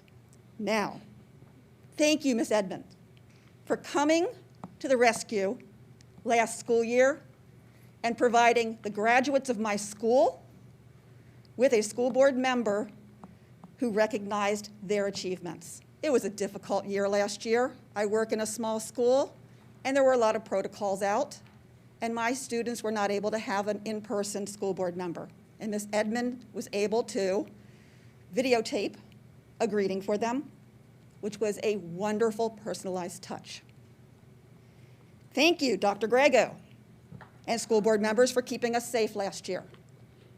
As a level 1 teacher with pre-existing issues, I was able to teach all year in my classroom simultaneously and not become ill. Thank you for saying, Dr. Grego, we are going to continue with the enhanced cleaning protocols and with the filtration and what we can do to mitigate the rising numbers. Numbers are data, they're not science. Science uses data.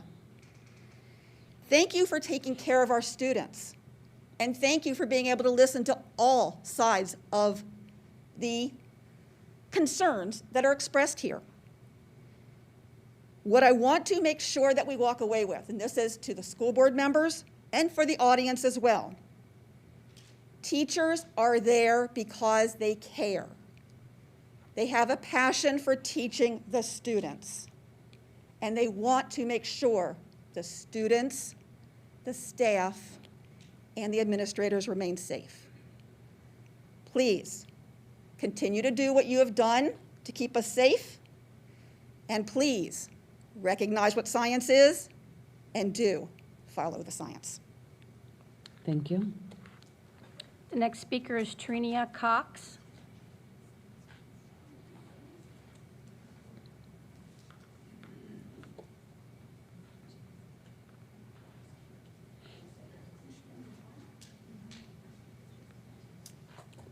Good evening. Good evening. I'm Trinia Cox, and I'm currently serving as the first vice president of the St. Petersburg NAACP. And I also serve as chair of the District Monitoring Advisory Committee, which is a judicial committee that provides oversight regarding the quality education of Black students. But as the first vice president of the St. Petersburg NAACP, I certainly want to give you our concerns regarding the interagency agreement. We understand it passed earlier today, and we were not able to be present to give our reservations. However, I do want to acknowledge three things for your consideration. One, we want to thank Chief Luke Williams for his willingness to engage in a community engagement process that we had not seen in earlier years. We certainly want to thank you, Luke, for doing that. We really do appreciate that. I'm going to ask that you and others listen very carefully and honor the request of our school board member, Ms. Edmonds, that we have an annual review as to how things are going. Because one, if it's going well and we can acknowledge that success, meaning that their school arrests are going down, that the disparity between Black and non-Black students in terms of arrests are narrowing, then we can say, we can salute that, we can celebrate that. And if it's not, we can hold all of ourselves accountable for that not happening. Secondly, I want you to recognize that it's about stakeholders working together. Childhood development, proper socialization to rules and regulations, aspirations towards life goals, building resiliency, the ability to be inclusive and conduct problem-solving activities. These are great skills of students must learn and must practice and must be reinforced. And we all have a contribution to make. Parents, yes, they're the first teachers, but many times they are not equipped to do the job. Schools, you should have an evidence-based emotional learning program that would help children learn self-control, conflict resolution nonviolently. That's important for students to learn very early and to recognize their feelings and communicate those. Schools can do that. Schools can also recognize that children's misbehavior is usually indicative of some other kinds of things going on. Some family dysfunctionality, some lack of skills not learned, some modeling they wish they could see that you and I know they're missing. That's where the wraparound services come into play. So we need those social workers, Donna, Cecilia, out there. We need them out there. We need that mental health wellness. We need to make certain those services are being accessed when they are needed. We all have a role in their development. Good.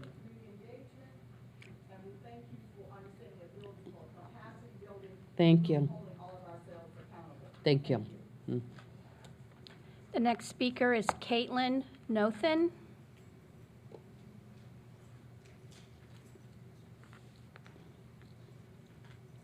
Good evening. Hello, board members. If I interact with you, are you going to interact back with me? No. No? Why isn't there any plexiglass here, and where's the sanitation specialist that was here every school board meeting last year? You don't have an answer for that? You can't answer me? Okay.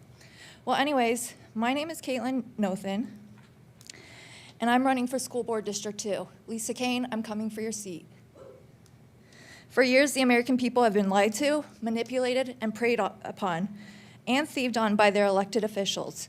Every 2 or 4 years, we watch this pony show of our elected officials and hopefuls lie, manipulate, and make empty promises to make things better. We don't need better. We need the best. at all levels of government on both sides of the aisle. But things aren't getting better. In fact, it seems they're getting worse. It's dismal that you, Ms. Hine, tote that you honor your oath, follow the Constitution. Have you reviewed the Constitution lately? Do you know about the First Amendment? Freedom of speech, a citizen's right for freedom of speech. Do you know about the 14th Amendment of citizens' right to privacy and equal application of the law? The past year, you silenced, ignored, and took away a student's individuality. Your job is to serve the people you represent, to ensure equality in education, not equity. 100% student success, right? Tonight, we have sat here and suffered while you pat yourselves on the back for what a great job you've done in a year full of obstacles. Perhaps I'm the first to tell you this, but you're actually not doing a good job. My campaign is not a promise of change or to make things better, but it's a promise of accountability and transparency. I will be dissecting budgets, inspecting curriculum, and ensuring I'm sorry, transparency. can you stop? Could you please stop the clock so we don't waste any of her time? She can finish it. We have a policy that does not allow political candidates to engage in campaigning or discussion of their candidacy at the public speaking opportunity. So you may certainly, I let go that you mentioned you were running, and that's fine, but it seemed as if you were getting into the platform of your campaign, and so that is not allowed under our policy 9700.01. It's interesting you can interact with me and apply the rules, but you can't interact with me when I have a genuine question about why there's no plexiglass or your sanitization specialist right here. Yeah, it's my But job. I'll stop talking about my campaign. I understand the Thank you rules very now that much. it's been explained to me. As I watch the school board bring motions and every single one passed unanimously, I'm truly baffled. Do you not encourage creative expression? Do you not encourage dissent from your mainstream narrative? Or are you scared to stand for truth and righteousness, even if it means standing alone? That's what you didn't do last year, Lisa Kane. You're all patting yourself on the back for this meeting, yet parent dissatisfaction is at an all-time high. Parents are the direct representatives of the most vulnerable part of the population, the students, the voiceless in this situation. My name is Caitlin. I'm a concerned parent, and Lisa Kane, I'm coming for your seat. Thank you. Our next speaker is Barbara Muchel. And if we didn't get that correct, you can share your. I'm Barbara Dumoshel. Hello. Okay, good. Welcome. And, well, I just want to start off by saying that I'm a grandmother, and there's two philosophies, there's two sciences. One is right and one is wrong. So one is being suppressed and censored. And I am I'm connected with scientists and some of the top scientists and doctors in the world. And a microorganism, a virus and a bacteria is a microorganism. A microorganism cannot go through it goes through a mask. It's a microorganism. It's common sense, number one. Also, the vaccinations, as that other lady stated, are totally unproven, untested, and the numbers are already in that they are harming people, harming young people, and young people should never be vaccinated. They don't have a need to be vaccinated. Their immune systems are strong. Most of the people that have passed are compromised in one way or another. It's all about building your immune system up. And that information is already out there. Vitamin C, garlic, zinc. President Trump recognized a couple of the other therapeutic things that are absolutely effective and are being censored and denied hospitals. My daughter's a nurse, by the way. And in her hospital, she worked in a COVID wing, and she said they had to write down, her coworkers had to write down people died of COVID when they didn't. I mean, this is all out there. You guys watch the news. But there's two different news channels, you know. One is being censored, and the other one is, I don't know what it is. But I want to just read one more thing. Teaching our children about things that they shouldn't even be thinking about is just common sense. And as a parent, a grandparent, we're not going to let it happen. We're going to be building charter schools. We're going to just pull out. And you already know that, I'm sure. So it's just common sense. You can't teach a young child. Just think back when you were 7 or 8 years old and somebody came to explain to you why white people and black people and Asian people are different. It's like, you know, when my kids were little, they had friends in every race. And I had all races at my house overnight all the time. I love being a parent. In those days, I didn't have to work. So, I mean, it was just wonderful to just present evil to children is wrong. You have to overcome evil with good. Teach them good things. Teach them, this is what we really need in schools is family relationships and relationship skills. Thank you. Thank you.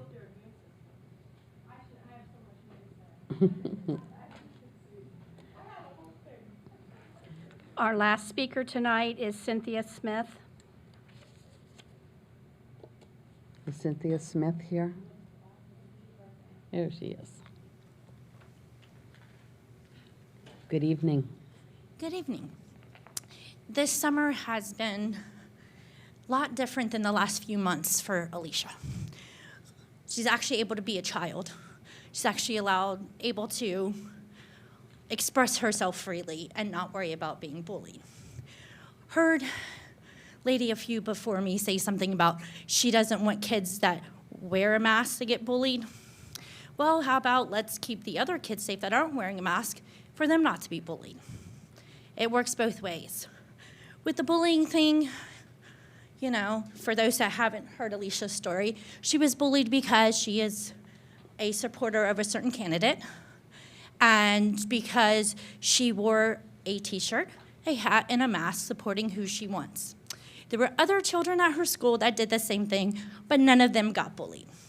My daughter was not kept safe. She was physically attacked 6 times. And I pray that this year, since you have passed new policies, like the one if you continue to become a bully, that you go to a secondary school. Secondary schools are not bad because my son, not for bullying, went to a secondary school. They found out he had a learning disability there, and it helped him to get a better education because the teachers are trained better and they're able to see things in a different light than a regular teacher who doesn't have the training. So it's not all secondary schools are bad for those parents that think, oh, secondary school because my kid, no, there may be an underlying reason that their child is being bullied.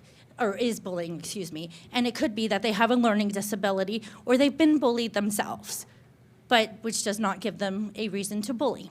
So I hope that you guys keep that in mind when you're going forward, and if you call an emergency meeting to mandate masks, we need to also make sure that there are going to be policies in place that teachers don't sit there and allow, whether you wear a mask or not, to be bullied. The children and the administration all need to be held responsible. If you make the mask mandate, we need new policies for the bullying. For the CRT, yes, I think parents definitely need a workshop, or we need to be able to have access to it. And as far as wearing a mask, I still think it's the parent and the child's decision. You know, you guys have the information. I don't have to go on and on about it. But please keep all of this in mind. And I understand you have to do both sides. But remember, we are the parents of the children, and we should make the medical decisions. Have a good evening. Good, thank you.